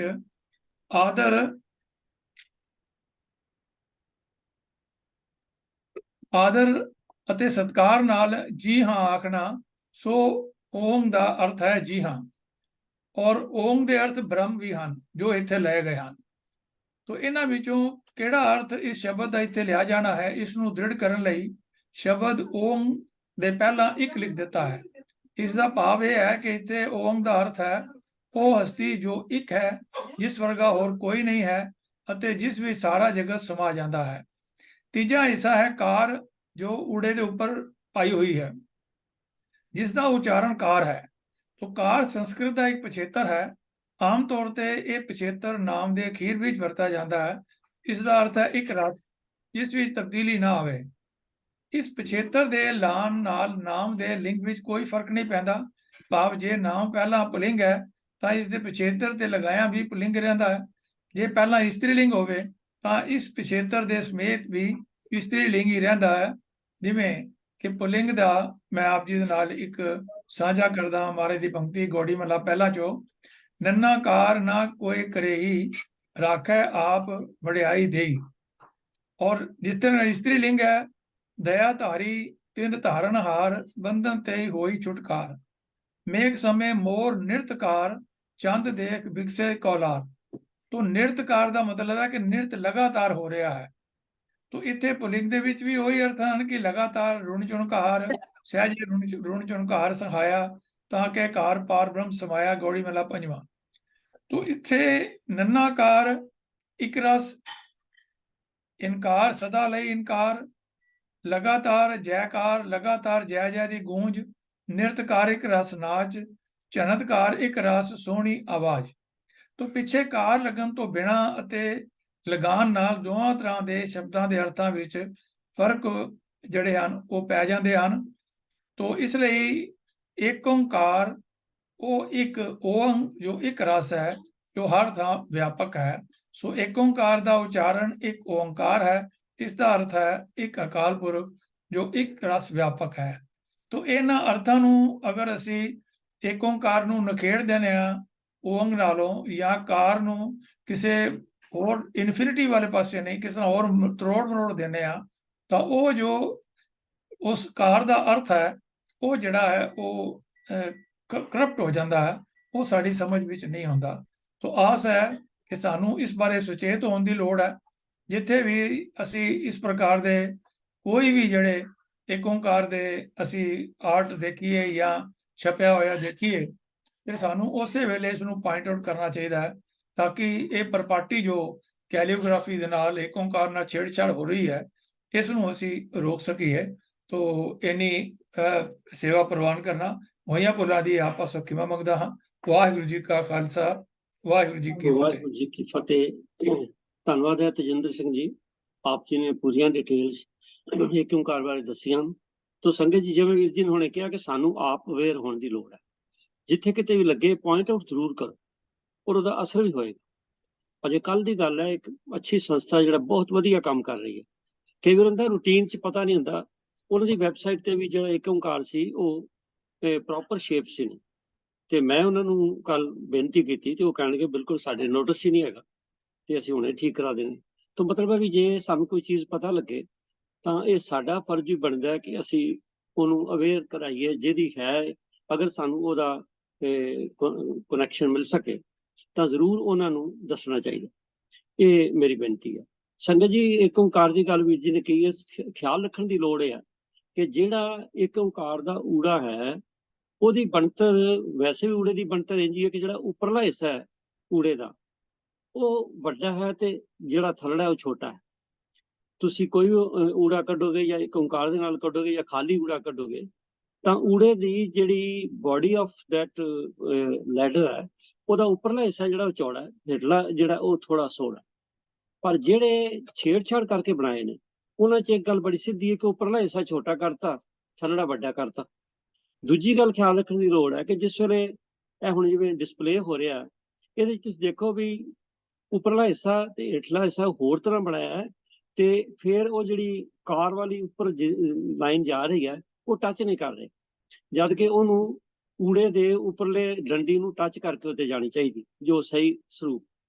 ਤੋ ਇਹ ਟੱਚ ਨਹੀਂ ਕਰ ਰਹੀ, ਇਸ ਕਰਕੇ ਹੋਰ ਦਾ ਕੁਝ ਹੋਰ ਬਣ ਗਿਆ। ਔਰ ਅਸੀਂ ਖਿਆਲ ਨਹੀਂ ਕਰਦੇ ਕਈ ਗੁਰਦੁਆਰਾ ਸਾਹਿਬਾਨ ਅੱਗੇ, ਹਾਲਾਂਕਿ ਉਹਦੀ ਬਹੁਤੀ ਲੋੜ ਨਹੀਂ ਹੈ, ਪਰ ਚਲੋ ਕਈਆਂ ਨੇ ਪਿੱਤਲ ਦੇ ਜਾਂ ਕਿਸੇ ਹੋਰ ਮੈਟਲ ਦੇ ਜੀ ਏਕ ਓੰਕਾਰ ਬਣਾ ਕੇ ਦਰਬਾਰ ਸਾਹਿਬ ਅੱਗੇ ਟਿਕਾਏ ਹੁੰਦੇ ਨੇ ਤੇ ਉਹਨਾਂ 'ਚ ਵੀ ਜਿਹੜੀ ਉਹਦੀ ਸ਼ੇਪ ਹੈ ਜਿਵੇਂ ਹੁਣੇ ਆ ਵੀਰ ਜੀ ਨੇ ਪਹਿਲੇ ਦਿਖਾਇਆ ਸੀਗਾ ਉਸ ਟਾਈਪ ਦੀ ਸ਼ੇਪ ਆਮ ਤੌਰ ਤੇ ਹੁੰਦੀ ਹੈ। ਔਰ ਮੈਨੂੰ ਤੇ ਇੱਕ ਵਾਰੀ ਇੱਕ ਸੱਜਣ ਮਿਲਿਆ, ਉਹ ਕਹਿਣ ਲੱਗਾ ਜੀ ਇਹ ਖੁਦ ਕਿਸੇ ਵੱਲੋਂ ਪ੍ਰਚਲਿਤ ਕੀਤੀ ਜਾ ਰਹੀ ਹੈ ਤਾਂ ਜੇ ਤੁਹਾਨੂੰ ਏਕ ਓੰਕਾਰ ਦੇ ਸਹੀ ਸਰੂਪ ਨਾਲ ਤੋੜਿਆ ਜਾ ਸਕੇ। ਤੋ ਇਹ ਸਾਰੀਆਂ ਗੱਲਾਂ ਜਿਹੜੀਆਂ ਨੇ ਇਹ ਬੜੀ ਸਾਡਾ ਵਿਚਾਰ ਮੰਗਦੀਆਂ ਨੇ। ਮੈਂ ਸੰਗਤ ਨੂੰ ਬੇਨਤੀ ਕਰਾਂਗਾ ਬਈ ਹੁਣ ਕੁਦਰਤੀ ਸਾਡੇ ਕੋਲ ਸਵਾਲ ਆਇਆ ਤੇ ਸਾਡਾ ਧਿਆਨ ਉਹਨਾਂ ਨੇ ਇਸ ਪਾਸੇ ਦਿਵਾਇਆ ਤੇ ਸੱਚਮੁੱਚ ਸਾਨੂੰ ਖਿਆਲ ਰੱਖਣ ਦੀ ਲੋੜ ਹੈ। ਇਸੇ ਤਰ੍ਹਾਂ ਦੇਖੋ ਵੀ ਖੰਡੇ ਦਾ ਜਿਹੜਾ ਸਰੂਪ ਹੈ ਉਹ ਵੀ ਕਈ ਤਰ੍ਹਾਂ ਦੇ ਬਣੇ ਜਾ ਰਹੇ, ਪਰ ਏਕ ਓੰਕਾਰ ਦਾ ਜ਼ਿਆਦਾ ਸੀਰੀਅਸ ਇਸ ਕਰਕੇ ਹੈ ਕਿ ਇਹ ਗੁਰਬਾਣੀ ਹੈ। ਗੁਰੂ ਗ੍ਰੰਥ ਸਾਹਿਬ ਦੀ ਪ੍ਰਾਰੰਭਤਾ ਏਕ ਓੰਕਾਰ ਹੈ। ਗੁਰਬਾਣੀ ਨਾਲ ਉਹਦੇ ਕਿਸੇ ਅੱਖਰ ਦੀ ਜਾਂ ਕਿਸੇ ਸ਼ੇਪ ਦੀ ਕੋਈ ਕਿਸੇ ਨੂੰ ਕਰਨ ਦੀ ਇਜਾਜ਼ਤ ਨਹੀਂ ਹੈ। ਤੋ ਮੈਂ ਇੱਕ ਵਾਰੀ ਫੇਰ ਜਿੱਥੇ ਵੀਰ ਤੇਜਿੰਦਰ ਸਿੰਘ ਦਾ ਧੰਨਵਾਦ ਕਰਦਾ, ਸੰਗਤ ਨੂੰ ਵੀ ਬੇਨਤੀ ਕਰਦਾ ਕਿ ਆਓ ਅਸੀਂ ਆਪਣਾ ਫਰਜ਼ ਪਛਾਣੀਏ ਔਰ ਇਹਦੇ ਸਾਨੂੰ ਨਾ ਕੋਈ ਬਹੁਤੀ ਮਤਲਬ ਵੀ ਸ਼ਾਈਨੈਸ ਹੋਣ ਦੀ ਲੋੜ ਨਹੀਂ ਹੈ ਵੀ ਕਿਸੇ ਨੂੰ ਕਵਾਂਗੇ ਕੀ ਕਹੇਗਾ, ਕੁਛ ਨਹੀਂ ਕਹੇਗਾ। ਤੁਸੀਂ ਸਹੀ ਗੱਲ ਕਰ ਰਹੇ ਹੋ, ਅਗਲਾ ਮੰਨ ਲਵੇ ਤਾਂ ਵੀ ਠੀਕ ਹੈ, ਝਗੜਾ ਤੇ ਆਪਾਂ ਕਰ ਲੈਣਾ, ਨਾ ਮੰਨੇ ਤਾਂ ਵੀ ਠੀਕ ਹੈ। ਹੁਣ ਅੱਜ ਬਹੁਤ ਸਾਰੇ ਸੋਸ਼ਲ ਮੀਡੀਆ ਤੇ ਤੁਹਾਨੂੰ ਵੀ ਆਏ ਹੁਣ WhatsApp ਗਰੁੱਪ ਤੇ ਮੈਨੂੰ ਵੀ ਆਏ ਨੇ ਗੁਰੂ ਰਾਮਦਾਸ ਜੀ ਪਾਤਸ਼ਾਹ ਦੇ ਪ੍ਰਕਾਸ਼ ਪੁਰਬ ਸੰਬੰਧੀ, ਤੇ ਉਹਦੇ ਚ ਬਹੁਤਿਆਂ ਨੇ ਨਾਲ ਸਵਾਏ 2 ਨੂੰ ਛੱਡ ਕੇ ਨਾਲ ਫੋਟੋ ਪਾਈ ਹੈ। ਤੇ ਮੈਂ ਹਰੇਕ ਆਪਣੇ ਮਿਲਣ ਵਾਲੇ ਜਿਹਨੇ ਮੈਨੂੰ ਪਾਈ, ਮੈਂ ਲਿਖਿਆ ਵੀ ਧੰਨਵਾਦ ਤੁਸੀਂ ਭੇਜਿਆ, ਆਪ ਜੀ ਨੂੰ ਮੁਬਾਰਕ। ਥੱਲੇ ਮੈਂ ਨੈਕਸਟ ਐਡ ਕੀਤਾ ਕਿ ਮੇਰੀ ਬੇਨਤੀ ਹੈ ਕਿ ਗੁਰੂ ਸਾਹਿਬਾਨ ਦੀਆਂ ਮਨੋਕਲਪਤ ਫੋਟੋਆਂ ਨਾ ਪਾਈਆਂ ਜਾਣ। ਇਹ ਆਪਾਂ ਅੱਗੇ ਵੀ ਇੱਕ ਵਾਰੀ ਵਿਚਾਰ ਕੀਤੀ ਸੀ, ਤੋ ਅੱਜ ਕੁਦਰਤੀ ਇਹ ਏਕ ਓਂਕਾਰ ਦੀ ਸ਼ੇਪ ਦੀ ਗੱਲ ਆਈ ਹੈ, ਮੈਂ ਉੱਥੋਂ ਗੱਲ ਤੁਹਾਡੇ ਸਾਹਮਣੇ ਸਾਂਝੀ ਕਰ ਰਿਹਾ ਕਿ ਜੇ ਸਾਨੂੰ ਤੁਹਾਨੂੰ ਗੁਰੂ ਸਾਹਿਬਾਨ ਦੀਆਂ ਮਨੋਕਲਪਤ ਪਿਕਚਰਸ ਆਉਣ ਤਾਂ ਕਿਰਪਾ ਕਰਕੇ ਉਹਨਾਂ ਨੂੰ ਜ਼ਰੂਰ ਲਿਖੋ। ਜਿਹੜਾ ਤੁਹਾਨੂੰ ਭੇਜ ਰਿਹਾ ਨੈਚੁਰਲੀ ਤੁਹਾਡਾ ਵਾਕਫਕਾਰ ਹੈ, ਤੁਹਾਡੇ ਕੰਟੈਕਟ ਵਿੱਚ ਹੈ, ਤੇ we have every right to point out. ਤੇ ਉਹਨਾਂ ਨੂੰ ਜ਼ਰੂਰ ਕਹੋ ਵੀ ਮਨੋਕਲਪਤ ਤਸਵੀਰਾਂ ਨਾ ਪਾਓ। ਮੈਂ ਪਿੱਛੇ ਇੱਕ ਵਾਰੀ ਕੋਈ ਪੁਰਬ ਸੀਗਾ, ਤੇ ਮੈਂ ਕਈਆਂ ਨੂੰ ਲਿਖਿਆ, ਉਹਨਾਂ 'ਚ 2-3 ਦਾ ਫਿਰ ਮੈਨੂੰ ਆਇਆ ਵੀ ਅਸੀਂ ਗਲਤੀ ਨੂੰ ਮਹਿਸੂਸ ਕੀਤਾ, ਅੱਗੋਂ ਨਹੀਂ ਕਰ। ਤੋ ਇਹ ਲੋੜ ਹੈ ਸਾਨੂੰ ਆਪੋ ਆਪਣੇ ਨਾਂ ਤੇ ਐਕਸ਼ਨ ਲੈਣ। ਤੋ ਆਓ ਜੀ ਆਪਾਂ ਅਗਲੇ ਸਵਾਲ ਵੱਲ ਚੱਲਦੇ ਹਾਂ। ਅਗਲਾ ਸਵਾਲ ਹੈ ਗੁਰਬਾਣੀ ਦੀ ਇੰਟਰਪ੍ਰੀਟੇਸ਼ਨ ਬਾਰੇ। ਕਈ ਵਾਰੀ ਕੀ ਹੁੰਦਾ ਵੀ ਸਹੀ ਇੰਟਰਪ੍ਰੀਟੇਸ਼ਨ ਨਾ ਹੋਵੇ ਜਾਂ ਸਹੀ ਪੰਕਚੁਅਲਿਟੀ ਨਾ ਹੋਵੇ, ਪੰਕਚੁਏਸ਼ਨ ਨਾ ਹੋਵੇ, ਤਾਂ ਵੀ ਅਰਥਾਂ ਦਾ ਫਰਕ ਪੈ ਜਾਂਦਾ।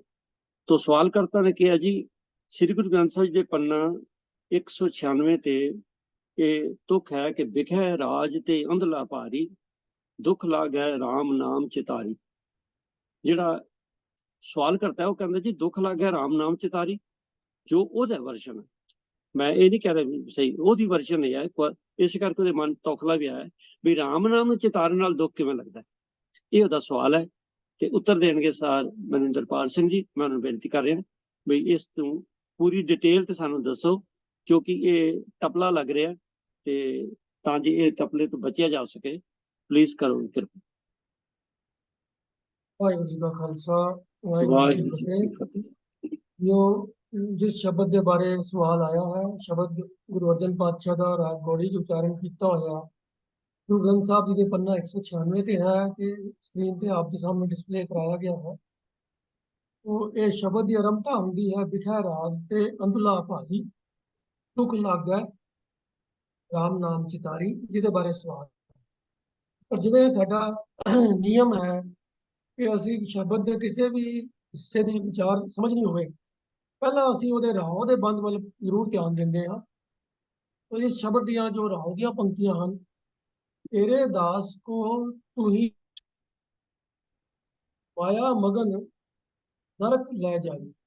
आओ पहला ये राह दी बंद दी पंक्तियां दे जेड़े अर्थ ने वो ध्यान च रख लीए, फिर उस तो बाद पहले पदे की गल करते हैं। तेरे दास को तू ही वडियाई। तो वडियाई का भाव है सन्मान, इज्जत, जो किसी जो जो दुनिया हर बंदा लोचता है। तो गुरु साहब इतने कह रहे हैं कि तेरे दास को तू ही वडियाई। तू ही वडियाई तो भाव किया कि तेरा नाम, तेरी याद, तेरा प्यार ही ਉਹਦੇ ਵਾਸਤੇ ਸਭ ਤੋਂ ਵੱਡੀ ਵਡਿਆਈ। तो दुनिया ਦੇ ਵਿੱਚ ਬੰਦੇ ਕਈ ਚੀਜ਼ਾਂ ਦੇ ਨਾਲ ਵਡਿਆਈ ਮਹਿਸੂਸ ਕਰਦੇ ਨੇ। ਕਿਸੇ ਨੂੰ ਕੋਈ ਸਰਕਾਰੀ ਦਰਬਾਰੇ ਉੱਚੀ ਪਦਵੀ ਮਿਲ ਜਾਂਦੀ ਹੈ, ਉਹ ਕਹਿੰਦਾ ਬਈ ਮੇਰੀ ਬੜੀ ਇੱਜ਼ਤ ਹੋਈ ਹੈ, ਜਾਂ ਫਲਾਣੇ ਪਦਵੀ ਤੇ ਵਿਰਾਜਮਾਨ ਹੋ ਗਿਆ, ਕੋਈ ਰਾਜ ਦਾ ਪ੍ਰਮੁੱਖ ਬਣ ਗਿਆ ਹੈ, ਕੋਈ ਵੱਡਾ ਮੰਤਰੀ ਬਣ ਗਿਆ, ਤੇ ਲੋਕੀ ਸਮਝਦੇ ਹਨ ਵੀ ਸਾਡੀ ਵਡਿਆਈ, ਸਾਡੀ ਇੱਜ਼ਤ ਹੋ ਗਈ ਹੈ। ਪਰ ਜਿਹੜਾ ਪ੍ਰਭੂ ਦਾ ਦਾਸ ਹੈ, ਪ੍ਰਭੂ ਦਾ ਭਗਤ ਹੈ, ਜਿਹਦੇ ਮਨ ਵਿੱਚ ਪ੍ਰਭੂ ਦਾ ਪਿਆਰ ਭਰੀ ਯਾਦ ਟਿਕੀ ਹੋਈ ਹੈ, ਉਹਦੇ ਵਾਸਤੇ ਗੁਰੂ ਸਾਹਿਬ ਕਹਿੰਦੇ ਹਨ ਕਿ ਤੇਰੇ ਦਾਸ ਕੋ ਤੂੰ ਹੀ ਵਡਿਆਈ, ਤੇਰੀ ਯਾਦ, ਤੇਰਾ ਨਾਮ ਹੀ ਉਹਦੇ ਵਾਸਤੇ ਸਭ ਤੋਂ ਉੱਤਮ, ਉੱਚੀ ਵਡਿਆਈ, ਸਭ ਤੋਂ ਵੱਡਾ ਸਨਮਾਨ, ਇੱਜ਼ਤ ਦਾ ਜੋ ਚਿੰਨ੍ਹ ਹੈ ਉਹ ਤੇਰਾ ਨਾਮ ਹੀ ਹੈ। ਤੇਰੇ ਨਾਮ ਦੇ ਮੁਕਾਬਲੇ ਉਹਨੂੰ ਦੁਨੀਆ 'ਚ ਹੋਰ ਕਿਸੇ ਚੀਜ਼ ਦੀ ਸਨਮਾਨ, ਇੱਜ਼ਤ, ਵਡਿਆਈ ਮਹਿਸੂਸ ਹੀ ਨਹੀਂ ਹੁੰਦੀ। ਇਹ पहली पंक्ति का भाव अर्थ है कि तेरे दास को तू ही वडियाई। पर अगली पंक्ति च नाल कंट्रास्ट दे दिता है कि भाई आम दुनिया की ये हालत नहीं होंदी। आम दुनिया तो माया दे विच मगन है, उन्होंने ते मायक पदार्थां, मायक पदवियां, ओहदे या होर जिहड़े सन्मान दे चिन्ह ने उन्हां विचों ही स्वाद मिलता है। तो गुरु साहब चेतावनी देंदे होए उन्हां बंदियां दा जिक्र करदियां कहंदे हन कि माया मगन नरक लै जाई।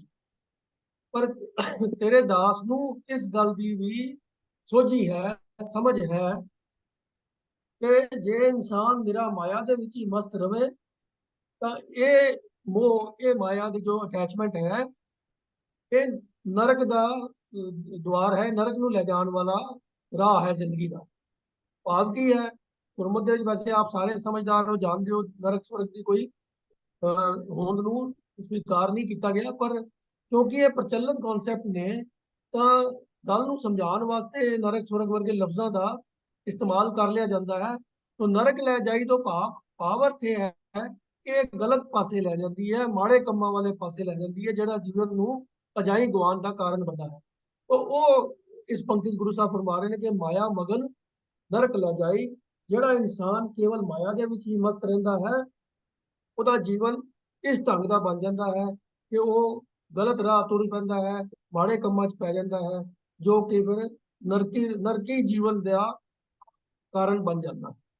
ਤੋ ਇਹ ਕੰਟਰਾਸਟ ਇਸ ਰਾਹੋਂ ਦੇ ਬੰਦ ਦੇ ਵਿੱਚ ਦਿੱਤਾ ਹੈ ਕਿ ਤੇਰੇ ਦਾਸ ਨੂੰ ਤਾਂ ਕੇਵਲ ਤੇਰੇ ਨਾਮ ਦੀ ਹੀ ਵਡਿਆਈ ਹੈ, ਇੱਜ਼ਤ ਹੈ, ਸਨਮਾਨ ਹੈ, ਪਰ ਜਿਹੜਾ ਮਾਇਆ ਮਗਨ ਵਾਲਾ ਹੈ ਉਹ ਕੁਰਾਏ ਪੈ ਕੇ ਗਲਤ ਰਸਤੇ ਤੁਰ ਕੇ ਨਰਕ ਦਾ ਭਾਗੀ ਬੰਦਾ ਹੈ, ਭਾਵ ਮਾੜੇ ਜੀਵਨ ਦਾ ਭਾਗੀ ਬੰਦਾ।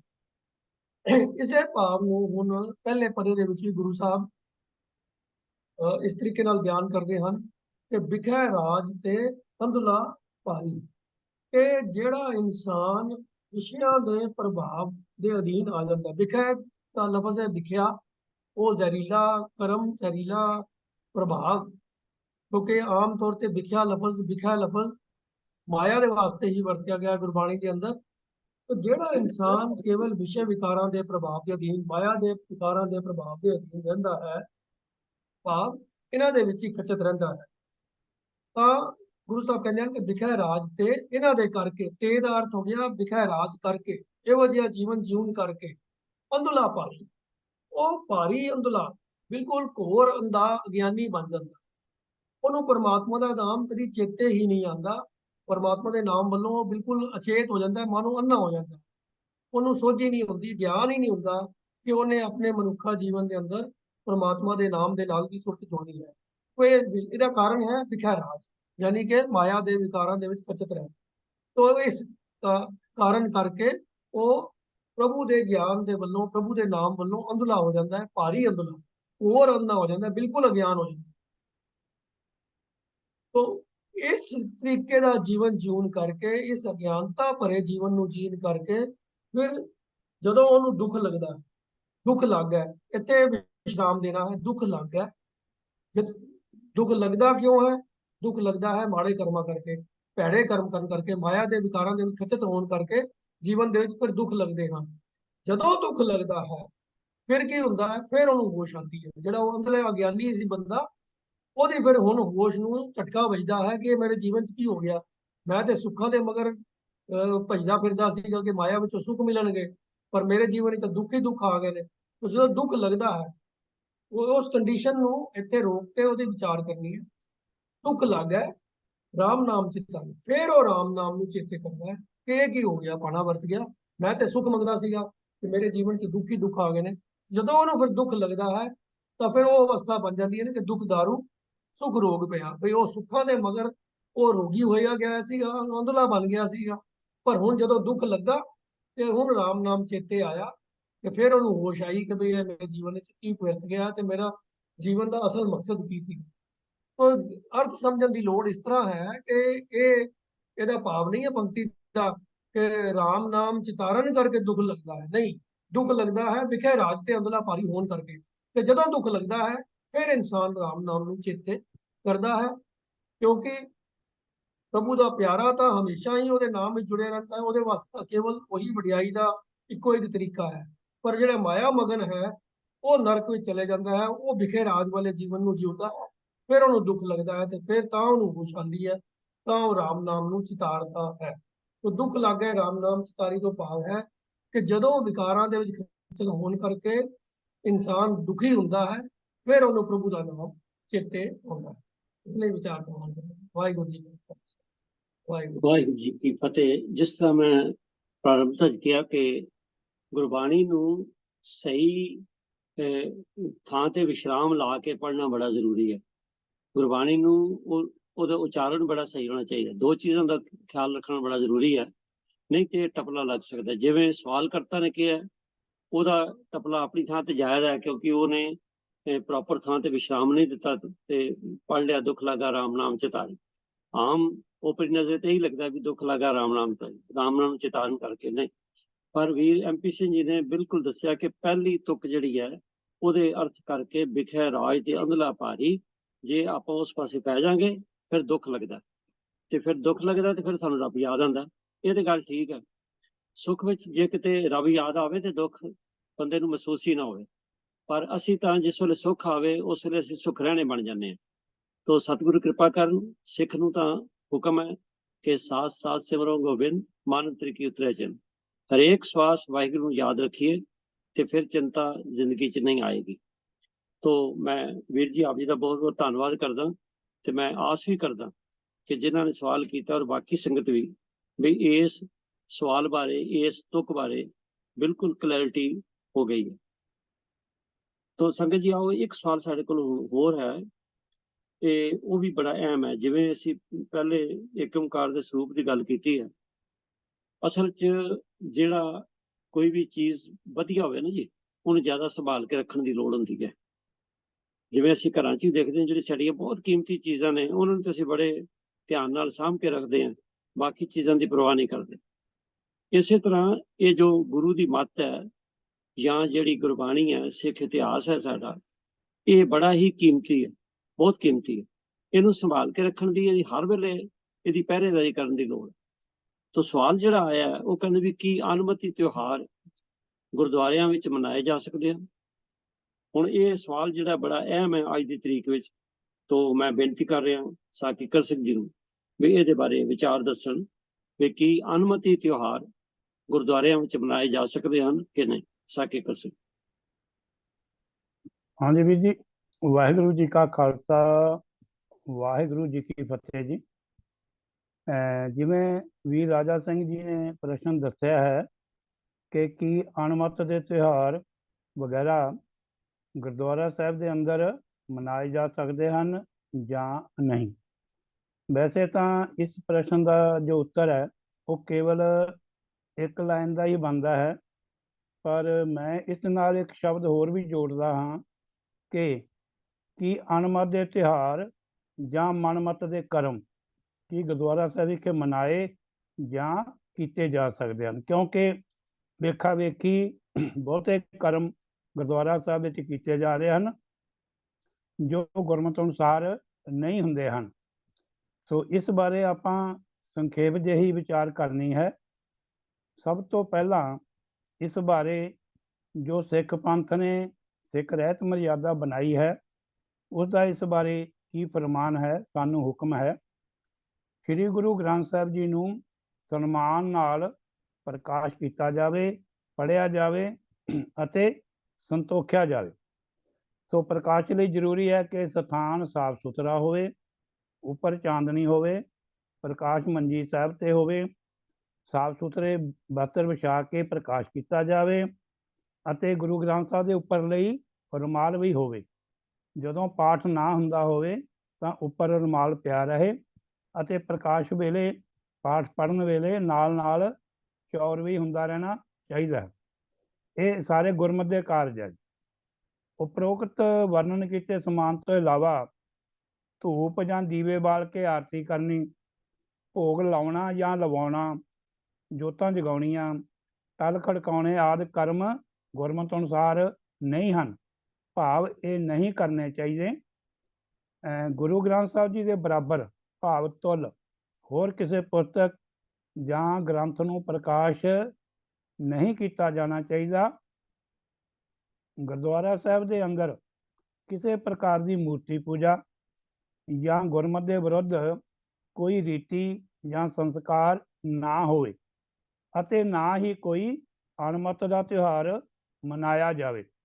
ਅਸਲ ਸਵਾਲ ਜਿਹੜਾ ਵੀਰ ਜੀ ਨੇ ਕੀਤਾ ਸੀ ਕਿ ਕੋਈ ਅਣਮਤ ਦਾ ਤਿਉਹਾਰ ਮਨਾਇਆ ਜਾ ਸਕਦਾ ਜਾਂ ਨਹੀਂ ਮਨਾਇਆ ਜਾ ਸਕਦਾ, ਸੋ ਸਾਡੀ ਰਹਿਤ ਮਰਿਆਦਾ ਦੇ ਵਿੱਚ ਬੜਾ ਸਪਸ਼ਟ ਲਿਖਿਆ ਹੈ ਅਤੇ ਨਾ ਹੀ ਕੋਈ ਅਣਮਤ ਦਾ ਤਿਉਹਾਰ ਗੁਰਦੁਆਰਾ ਸਾਹਿਬ ਦੇ ਅੰਦਰ ਮਨਾਇਆ ਜਾਵੇ। ਤੇ ਜਿਹੜੇ ਮਨਮਤ ਕਰਮ ਅਸੀਂ ਵੇਖਾ ਵੇਖੀ ਕਰੀ ਜਾ ਰਹੇ ਹਾਂ ਉਹਨਾਂ ਬਾਰੇ ਵੀ ਜਾਣਕਾਰੀ ਹੋਣੀ ਜ਼ਰੂਰੀ ਆ। ਮੰਜੀ ਸਾਹਿਬ ਜਾਂ ਭੰਗੂੜਾ ਸਾਹਿਬ ਦੇ ਪਾਵਿਆਂ ਨੂੰ ਮੁੱਠੀਆਂ ਭਰਨੀਆਂ, ਮੰਜੀ ਸਾਹਿਬ ਹੇਠਾਂ ਪਾਣੀ ਰੱਖਣਾ, ਗੁਰਦੁਆਰਿਆਂ ਵਿੱਚ ਮੂਰਤੀਆਂ ਬਣਾਉਣੀਆਂ ਜਾਂ ਰੱਖਣੀਆਂ ਗੁਰੂ ਸਾਹਿਬਾਨ ਜਾਂ ਸਿੱਖ ਸ਼ਹੀਦਾਂ ਦੀਆਂ ਤਸਵੀਰਾਂ ਅੱਗੇ ਮੱਥੇ ਟੇਕਣੇ ਆਦਿ ਇਹ ਸਾਰਾ ਕੁਝ ਮਨਮਤ ਹੈ। ਕਿਸੇ ਮਨੁੱਖ ਦਾ ਗੁਰੂ ਗ੍ਰੰਥ ਸਾਹਿਬ ਜੀ ਦੇ ਪ੍ਰਕਾਸ਼ ਸਮੇਂ ਜਾਂ ਸੰਗਤ ਵਿੱਚ ਗਦੈਲਾ, ਆਸਨ, ਕੁਰਸੀ, ਚੌਂਕੀ ਜਾਂ ਮੰਜੇ ਆਦਿਕ ਉੱਪਰ ਬੈਠਣਾ ਜਾਂ ਸੰਗਤ ਵਿੱਚ ਹੋਰ ਕਿਸੇ ਵਿਤਕਰੇ ਨਾਲ ਭਾਵ ਅਲੱਗ ਜਿਹੇ ਢੰਗ ਨਾਲ ਬੈਠਣਾ ਮਨਮਤ ਹੈ। ਗੁਰਦੁਆਰਾ ਸਾਹਿਬ ਦੇ ਅੰਦਰ ਨੰਗੇ ਸਿਰ ਆਉਣਾ ਅਤੇ ਬੈਠਣਾ, ਸੰਗਤ ਵਿੱਚ ਸਿੱਖ ਬੀਬੀਆਂ ਵੱਲੋਂ ਪਰਦਾ ਕਰਨਾ ਜਾਂ ਘੁੱਟ ਕੱਢਣਾ ਵੀ ਮਨਮਤ ਹੈ। ਵੇਖਾ ਵੇਖੀ ਕਈ ਥਾਈਂ ਇਹ ਧਿਆਨ ਵਿੱਚ ਆਉਂਦਾ ਹੈ ਕਿ ਅਗਰ ਕੋਈ ਗੁਰੂ ਗ੍ਰੰਥ ਸਾਹਿਬ ਦੇ ਦਰਸ਼ਨ ਕਰਨਾ ਚਾਹੁੰਦਾ ਹੈ ਤਾਂ ਉੱਥੇ ਜਿਹੜਾ ਗ੍ਰੰਥੀ ਜਾਂ ਪਾਠੀ ਹੁੰਦਾ ਹੈ ਉਹ ਵਾਕ ਲੈਣ ਤੋਂ ਬਿਨਾਂ ਹੀ ਸ੍ਰੀ ਗੁਰੂ ਗ੍ਰੰਥ ਸਾਹਿਬ ਜੀ ਦਾ ਰੁਮਾਲਾ ਚੁੱਕ ਕੇ ਦਰਸ਼ਨ ਕਰਦਾ ਹੈ ਜਾਂ ਕਰਵਾਉਂਦਾ ਹੈ। ਸੋ ਦਰਸ਼ਨ ਕਰਨਾ ਜਾਂ ਕਰਵਾਉਣਾ ਇਹ ਵੀ ਮਨਮਤ ਹੈ। ਅਖੰਡ ਪਾਠ ਜਾਂ ਕਿਸੇ ਹੋਰ ਪਾਠ ਵੇਲੇ ਕੁੰਭ ਰੱਖਣਾ, ਜੋਤ ਰੱਖਣੀ, ਨਾਰੀਅਲ ਰੱਖਣਾ ਇਹ ਸਾਰੇ ਮਨਮਤ ਹਨ। ਜਾਂ ਅਖੰਡ ਪਾਠ ਜਾਂ ਸਹਿਜ ਪਾਠ ਦੇ ਨਾਲ ਨਾਲ ਕਿਸੇ ਹੋਰ ਬਾਣੀ ਦਾ ਪਾਠ ਕਰਨਾ ਵੇਖਾ ਵੇਖੀ ਕਈ ਥਾਈਂ ਇੱਦਾਂ ਵੀ ਹੋ ਰਿਹਾ, ਸੋ ਉਹ ਵੀ ਮਨਮਤ ਹੈ। ਕੇਵਲ ਇੱਕੋ ਪਾਠ ਹੋਣਾ ਚਾਹੀਦਾ ਹੈ, ਸਹਿਜ ਪਾਠ, ਅਖੰਡ ਪਾਠ, ਕੀਰਤਨ, ਕਥਾ ਜਾਂ ਵਿਖਿਆਨ ਹੋਣਾ ਚਾਹੀਦਾ ਹੈ। ਨਾਲ ਨਾਲ ਹੋਰ ਕਿਸੇ ਬਾਣੀ ਦਾ ਪਾਠ ਨਹੀਂ ਹੋਣਾ ਚਾਹੀਦਾ ਹੈ। ਜੇਕਰ ਕਿਤੇ ਹੋ ਰਿਹਾ ਹੈ ਤਾਂ ਇਹ ਵੀ ਮਨਮਤ ਹੈ। ਗੁਰਦੁਆਰਾ ਸਾਹਿਬ ਵਿਖੇ ਗੁਰਮਤਿ ਤੋਂ ਵਿਰੁੱਧ ਕੋਈ ਵਿਖਿਆਨ ਨਹੀਂ ਹੋ ਸਕਦਾ। ਇਸ ਤੋਂ ਇਲਾਵਾ ਪੰਚਮੀ, ਦਸਵੀਂ, ਇਕਾਦਸ਼ੀ, ਪੂਰਨਮਾਸ਼ੀ ਜਾਂ ਮੱਸਿਆ ਆਦਿਕ ਨੂੰ ਮਨਾਉਣਾ ਇਹ ਵੀ ਮਨਮਤ ਹੈ। ਕਈ ਗੁਰਦੁਆਰਿਆਂ ਵਿੱਚ ਦੇਖਣ ਵਿੱਚ ਆਉਂਦਾ ਕਿ ਇਹ ਪੂਰਨਮਾਸ਼ੀ ਜਾਂ ਮੱਸਿਆ ਆਦਿਕ ਮਨਾਈਆਂ ਜਾਂਦੀਆਂ ਹਨ। ਸੋ ਇਹ ਗੁਰਮਤਿ ਦਾ ਕਾਰਜ ਨਹੀਂ ਹੈ ਬਲਕਿ ਮਨਮਤ ਹੈ। ਗੁਰਦੁਆਰਾ ਸਾਹਿਬ ਦੇ ਅੰਦਰ ਕੇਵਲ ਗੁਰੂ ਸਾਹਿਬਾਨ ਜੀਆਂ ਦੇ ਪ੍ਰਕਾਸ਼ ਦਿਹਾੜੇ, ਗੁਰਗੱਦੀ ਦਿਵਸ, ਸ਼ਹੀਦੀ ਦਿਹਾੜੇ ਜਾਂ ਸਿੱਖ ਸ਼ਹੀਦਾਂ ਦੇ ਸ਼ਹੀਦੀ ਦਿਹਾੜੇ ਅਤੇ ਭਗਤ ਸਾਹਿਬਾਨ ਨਾਲ ਸੰਬੰਧਿਤ ਦਿਹਾੜੇ ਹੀ ਮਨਾਏ ਜਾ ਸਕਦੇ ਹਨ। ਇਹ ਤਾਂ ਕੇਵਲ ਆਪਾਂ ਸੰਖੇਪ ਜਿਹੀ ਜਾਣਕਾਰੀ ਸਾਂਝੀ ਕੀਤੀ ਹੈ, ਪਰ ਵਿਸਤਾਰ ਵਿੱਚ ਅਜੇ ਹੋਰ ਕਾਫੀ ਜਾਣਕਾਰੀ ਬਾਕੀ ਹੈ ਜਿਸ ਦਾ ਕਾਫੀ ਵਿਸਤਾਰ ਚਾਹੀਦਾ ਹੈ। ਸੋ ਸਮੇਂ ਦੀ ਨਿਜਾਕਤ ਨੂੰ ਦੇਖਦੇ ਹੋਏ ਸਮੁੱਚੀ ਵਿਚਾਰ ਕਰਦੇ ਹਾਂ। ਕਈ ਗਲਤੀਆਂ ਭੁੱਲਾਂ ਹੋ ਗਈਆਂ ਹੋਣਗੀਆਂ ਜੀ, ਮਾਫੀ ਮੰਗਦਾ ਹੋਇਆ ਫਤਿਹ ਅਰਜ ਕਰਦਾ ਹਾਂ ਜੀ। ਵਾਹਿਗੁਰੂ ਜੀ ਕਾ ਖਾਲਸਾ, ਵਾਹਿਗੁਰੂ ਜੀ ਕੀ ਫਤਿਹ ਜੀ। ਧੰਨਵਾਦ ਵੀਰ ਕਿੱਕਰ ਸਿੰਘ ਜੀ, ਤੁਸੀਂ ਬੜੇ ਵਿਸਥਾਰ ਸਾਹਿਬ ਦੱਸਿਆ। ਤੋ ਸੰਗਤ ਜੀ ਬੜਾ ਕਲੀਅਰ ਨੂੰ ਦੱਸਿਆ ਕਿ ਗੁਰਦੁਆਰਾ ਸਾਹਿਬ ਵਿਖੇ ਗੁਰੂ ਸਾਹਿਬਾਨ ਦੇ ਆਗਮਨ ਪੁਰਬ, ਸ਼ਹੀਦੀ ਪੁਰਬ, ਗੁਰਗੱਦੀ ਪੁਰਬ ਜਾਂ ਇਸੇ ਤਰ੍ਹਾਂ ਭਗਤ ਸਾਹਿਬਾਨ ਨਾਲ ਜਿਹੜੇ ਸੰਬੰਧਿਤ ਦਿਨ ਨੇ ਉਹ ਮਨਾਏ ਜਾ ਸਕਦੇ ਨੇ, ਬਾਕੀ ਨਹੀਂ। ਤੇ ਅਨਮਤੀ ਤਿਉਹਾਰ ਬਾਰੇ ਬਿਲਕੁਲ ਕਲੀਅਰ ਉਹਨਾਂ ਨੇ ਪੜ੍ਹ ਕੇ ਮਰਿਆਦਾ 'ਚ ਦੱਸਿਆ, ਕੋਲੋਂ ਕੋਈ ਗੱਲ ਨਹੀਂ ਕਹੀ ਕਿ ਅਨਮਤੀ ਤਿਉਹਾਰ ਗੁਰਦੁਆਰਾ ਸਾਹਿਬ ਵਿਖੇ ਮਨਾਇਆ ਨਹੀਂ ਜਾ ਸਕਦਾ। ਵੀਰ ਜੀ ਨੇ ਕੁਝ ਹੋਰ ਵੀ ਮਨਮਤੀਆਂ ਗੱਲਾਂ ਦੱਸੀਆਂ ਨੇ ਤੇ ਸੰਗਤ ਜੀ ਹੈਰਾਨ ਨਾ ਹੋਣਾ, ਕਿਉਂਕਿ ਇਹਨਾਂ 'ਚੋਂ ਕਾਫੀ ਜਿਹੜੀਆਂ ਨੇ ਉਹ ਇੱਕ ਜਾਂ ਦੂਜੇ ਕਿਸੇ ਗੁਰਦੁਆਰੇ ਨਹੀਂ ਤੇ ਡੇਰਿਆਂ 'ਚ ਬਹੁਤ ਸਾਰੀਆਂ ਚੱਲਦੀਆਂ ਨੇ। ਤੇ ਹੁਣ ਦੇਖੋ ਅਸੀਂ ਕਿੱਥੇ ਖੜੇ ਹਾਂ, ਸਾਡੀ ਮਰਿਆਦਾ ਕੀ ਕਹਿੰਦੀ ਹੈ ਔਰ ਇਨ ਪ੍ਰੈਕਟਿਸ ਕੀ ਹੋ ਰਿਹਾ, ਕਿੰਨਾ ਫਰਕ ਆ ਰਿਹਾ। ਇਹ ਕੌਮ ਲਈ ਅੱਛਾ ਨਹੀਂ ਹੈ।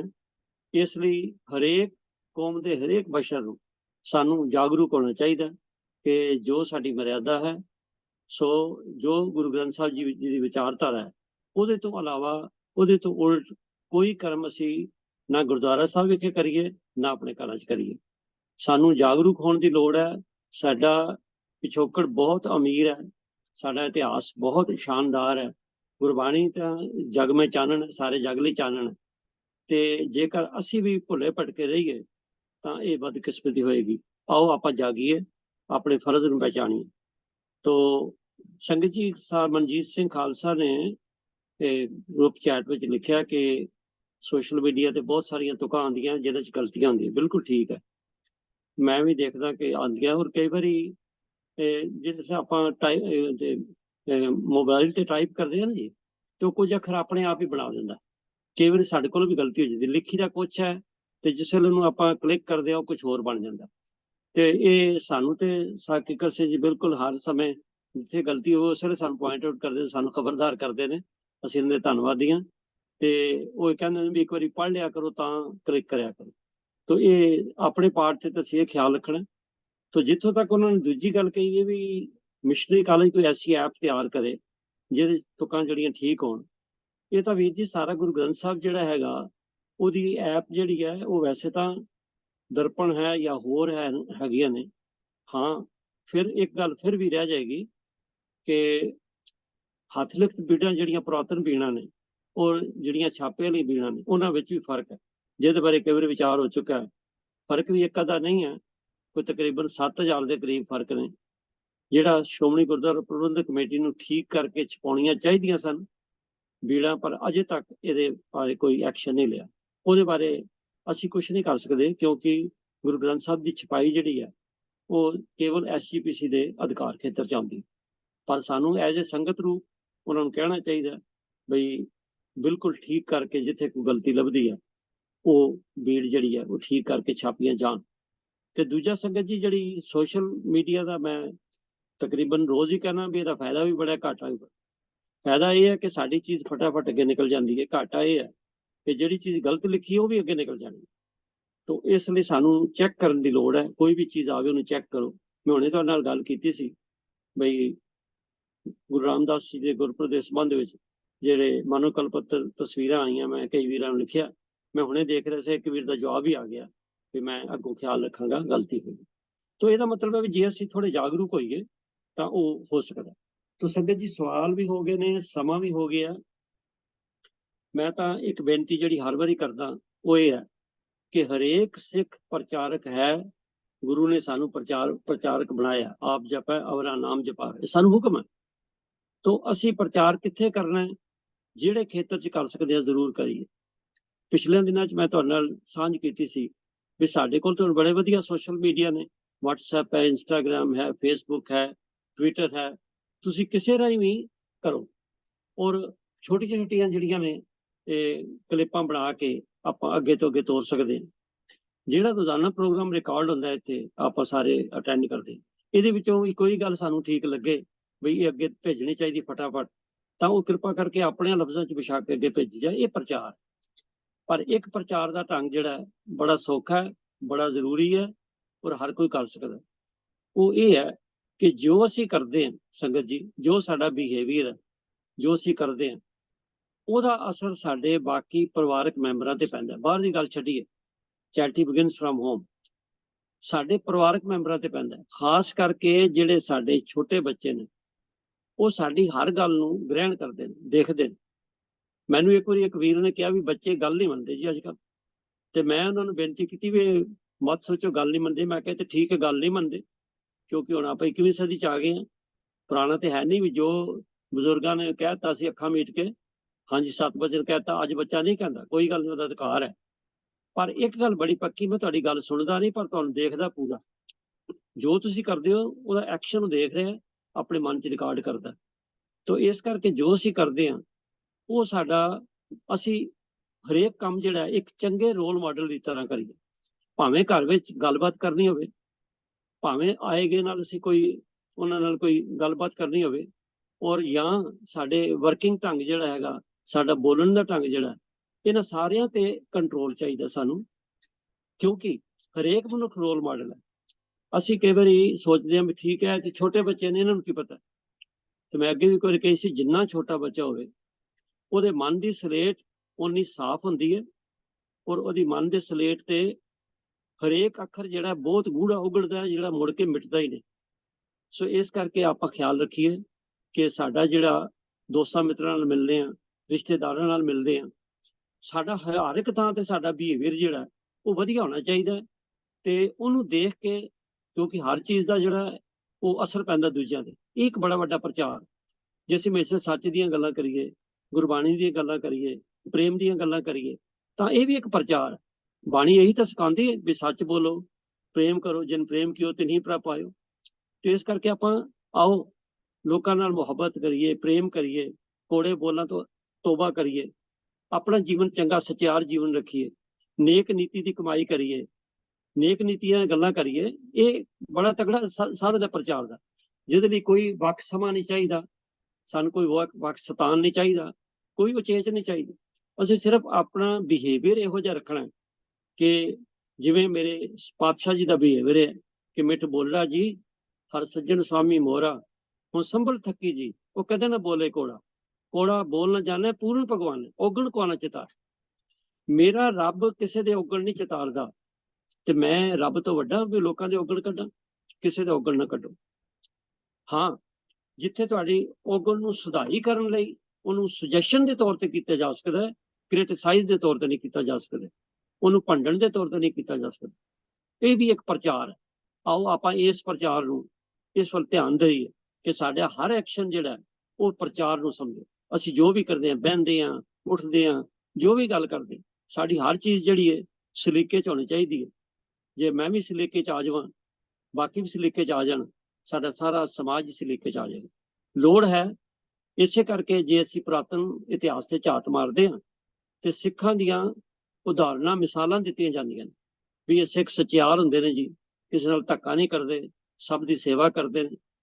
ਜਿਸ ਵੇਲੇ ਅੰਗਰੇਜ਼ੀ ਹਕੂਮਤ ਸੀ, ਸੁਣਨ 'ਚ ਆਇਆ ਕਿ ਉਸ ਵੇਲੇ ਜਿਸ ਵੇਲੇ ਕੋਈ ਮੁਕੱਦਮਾ ਚੱਲਦਾ ਸੀ, ਜਿਸ ਵੇਲੇ ਕੋਈ ਸਿੱਖ ਆ ਕੇ ਗਵਾਹੀ ਦੇ ਦਿੰਦਾ ਸੀ, ਮੁਕੱਦਮੇ ਦਾ ਫੈਸਲਾ ਹੋ ਜਾਂਦਾ ਸੀ। ਕਿਉਂ? ਕਿਉਂਕਿ ਜੱਜ ਸਾਹਿਬਾਨ ਕਹਿੰਦੇ ਸਨ ਕਿ ਸਿੱਖ ਜੋ ਗੱਲ ਕਹਿੰਦਾ ਉਹ ਬਿਲਕੁਲ 100% ਟਰੁੱਥ ਹੈ। ਅੱਜ ਸਾਡਾ ਕਿਰਦਾਰ ਕਿੱਥੇ ਹੈ? ਅਸੀਂ ਆਪੋ ਆਪਣੇ ਅੰਦਰ ਝਾਤੀ ਮਾਰੀਏ, ਪਰ ਸਾਡਾ ਲਕਸ਼ ਇਹੀ ਹੋਣਾ ਚਾਹੀਦਾ ਕਿ ਜਿੱਥੇ ਕੋਈ ਸਿੱਖ ਗੱਲ ਕਰ ਦੇਵੇ ਉਹਨੂੰ ਹਰ ਕੋਈ ਪ੍ਰਵਾਨ ਕਰੇ ਕਿ ਸਿੱਖ ਹਮੇਸ਼ਾ ਦਿਆਨਤਦਾਰ ਹੈ, ਇਮਾਨਦਾਰ ਹੈ ਔਰ ਸੱਚਿਆਰ ਹੈ। ਇਹੋ ਜਿਹਾ ਕਰੈਕਟਰ ਬਣਾਈਏ, ਇਹੀ ਇੱਕ ਪ੍ਰਚਾਰ ਦਾ ਢੰਗ ਹੈ। ਤੋ ਸੰਗਤ ਜੀ, ਅੱਜ ਦਾ ਪ੍ਰੋਗਰਾਮ ਨਿਭਾਉਂਦਿਆਂ ਬਹੁਤ ਸਾਰੀਆਂ ਤਰੁੱਟੀਆਂ, ਗਲਤੀਆਂ ਰਹਿ ਗਈਆਂ ਹੋਣਗੀਆਂ। ਮੈਂ ਖੁਦ ਕਿਸੇ ਆਉਣ ਜਾਣ ਦੇ ਚੱਕਰ ਵਿੱਚ 15 ਮਿੰਟ ਲੇਟ ਜੁਆਇਨ ਕੀਤਾ, ਮੈਂ ਉਹਦੇ ਵੀ ਖਿਮਾ ਮੰਗਦਾ। ਤੋ ਪ੍ਰੋਗਰਾਮ ਵਿੱਚ ਹੋਈਆਂ ਜੋ ਵੀ ਤਰੁੱਟੀਆਂ ਨੇ ਉਹਨਾਂ ਲਈ ਖਿਮਾ ਮੰਗਦਾ ਹੋਇਆ ਆਪ ਨੂੰ ਬੇਨਤੀ ਕਰਾਂਗਾ ਕਿ ਇਸ ਪ੍ਰੋਗਰਾਮ ਨੂੰ ਇਸੇ ਤਰ੍ਹਾਂ ਚਲਾਉਣ ਲਈ ਆਪ ਜੀ ਦਾ ਮਿਲਿਆ ਉਤਸ਼ਾਹ ਸਾਨੂੰ ਬਹੁਤ ਕਾਰੀਗਰ ਹੈ। ਕਿਰਪਾ ਕਰੋ ਆਪਣੇ ਸਵਾਲ ਵੀ ਭੇਜੋ, ਆਪਣੇ ਸੁਝਾਅ ਵੀ ਭੇਜੋ, ਤੋ ਜਿੱਥੋਂ ਅਸੀਂ ਕੁਝ ਹੋਰ ਮਤਲਬ ਵੀ ਆਪਣੇ ਆਪ 'ਚ ਇੰਪਰੂਵਮੈਂਟ ਲਿਆ ਸਕੀਏ। ਮਨਜੀਤ ਸਿੰਘ ਜੀ ਨੇ ਫਿਰ ਲਿਖਿਆ ਕਿ ਮੋਬਾਈਲ ਐਪ ਐਸੀ ਹੋਵੇ ਕਿ ਇੱਕਦਮ ਦੱਸ ਸਕੇ ਕਿ ਪਰਜਲ ਤੁਕ ਸਹੀ ਹੈ ਜਾਂ ਗਲਤ ਹੈ। ਇਹ ਵੀਰ ਜੀ ਜੋ ਤੁਸੀਂ ਲਿਖਿਆ ਚੰਗਾ ਮੈਨੂੰ ਵੀ ਲੱਗਦਾ, ਪਰ ਇੱਕ ਬੜਾ ਵੱਡਾ ਪ੍ਰੋਜੈਕਟ ਹੈ। ਕੋਈ ਇਹ ਮਤਲਬ ਹੈ ਵੀ ਅੱਛੀ ਜਿਹੜੀ ਸੰਸਥਾ ਉਹ ਹੀ ਕਰ ਸਕਦੀ ਹੈ, ਕਿਉਂਕਿ ਇਹਦੇ ਲਈ ਬੜੀ ਮਿਹਨਤ ਦੀ ਵੀ ਲੋੜ ਹੋਣੀ ਹੈ। ਕਿਉਂਕਿ ਵੈਸੇ ਤਾਂ ਸਾਡੇ ਕੋਲ ਤੁਕਾਂ ਮਿਲ ਜਾਂਦੀਆਂ ਨੇ, ਆਈ ਗ੍ਰੰਥ ਹੈ ਤੇ ਜਾਂ ਹੋਰ ਵੀ ਹਨ, ਪਰ ਜਿਸ ਤਰ੍ਹਾਂ ਤੁਸੀਂ ਜਿਹੜੀ ਤੁਹਾਡੇ ਮਨ ਦੀ ਦਸ਼ਾ ਵੀ ਲਾਈਏ ਤਾਂ ਤੁਕ ਪਤਾ ਲਾਈਏ ਗਲਤ ਹੈ ਕਿ ਠੀਕ ਹੈ, ਇਹਦੇ ਲਈ ਇੱਕ ਇਟਸ ਅ ਬਿਗ ਪ੍ਰੋਜੈਕਟ, ਉਹਦੀ ਲੋੜ ਹੈ ਜੀ। ਤੋ ਸਤਿਗੁਰੂ ਕਿਰਪਾ ਕਰਨ, ਕੋਈ ਨਹੀਂ, ਜਿਸ ਤਰ੍ਹਾਂ ਸੰਗਤ ਜਾਗਰੂਕਤਾ ਆ ਰਹੀ ਹੈ ਸਭ ਕੰਮ ਹੋਏਗਾ। ਤੇ ਲੋੜ ਹੈ ਅਸੀਂ ਆਪੋ ਆਪਣਾ ਫਰਜ਼ ਜਿਹੜਾ ਉਹ ਪਛਾਣੇ। ਸਾਰੀ ਸੰਗਤ ਦਾ ਬਹੁਤ ਬਹੁਤ ਧੰਨਵਾਦ ਕਰਦਾ। ਸੰਗਤ ਵਿੱਚ ਅਗਰ ਅੱਜ ਕੋਈ ਨਵਾਂ ਵੀਰ ਭੈਣ ਜੁੜਿਆ ਤਾਂ ਉਹ ਕਿਰਪਾ ਕਰਕੇ ਆਪਣਾ ਹੈਂਡ ਰੇਜ਼ ਕਰਕੇ ਤੇ ਆਪਣੀ ਇੰਟਰੋਡਕਸ਼ਨ ਦੇ ਸਕਦਾ ਜੀ। ਤੇ ਮੈਂ ਬੇਨਤੀ ਕਰਾਂਗਾ ਵੀ MP ਸਿੰਘ ਜੀ ਨੂੰ ਵੀ ਉਹ ਸੰਗਤ 'ਚ ਕਿਸੇ ਦਾ ਸਵਾਲ ਜਵਾਬ ਹੈ ਉਹ ਲੈਣ।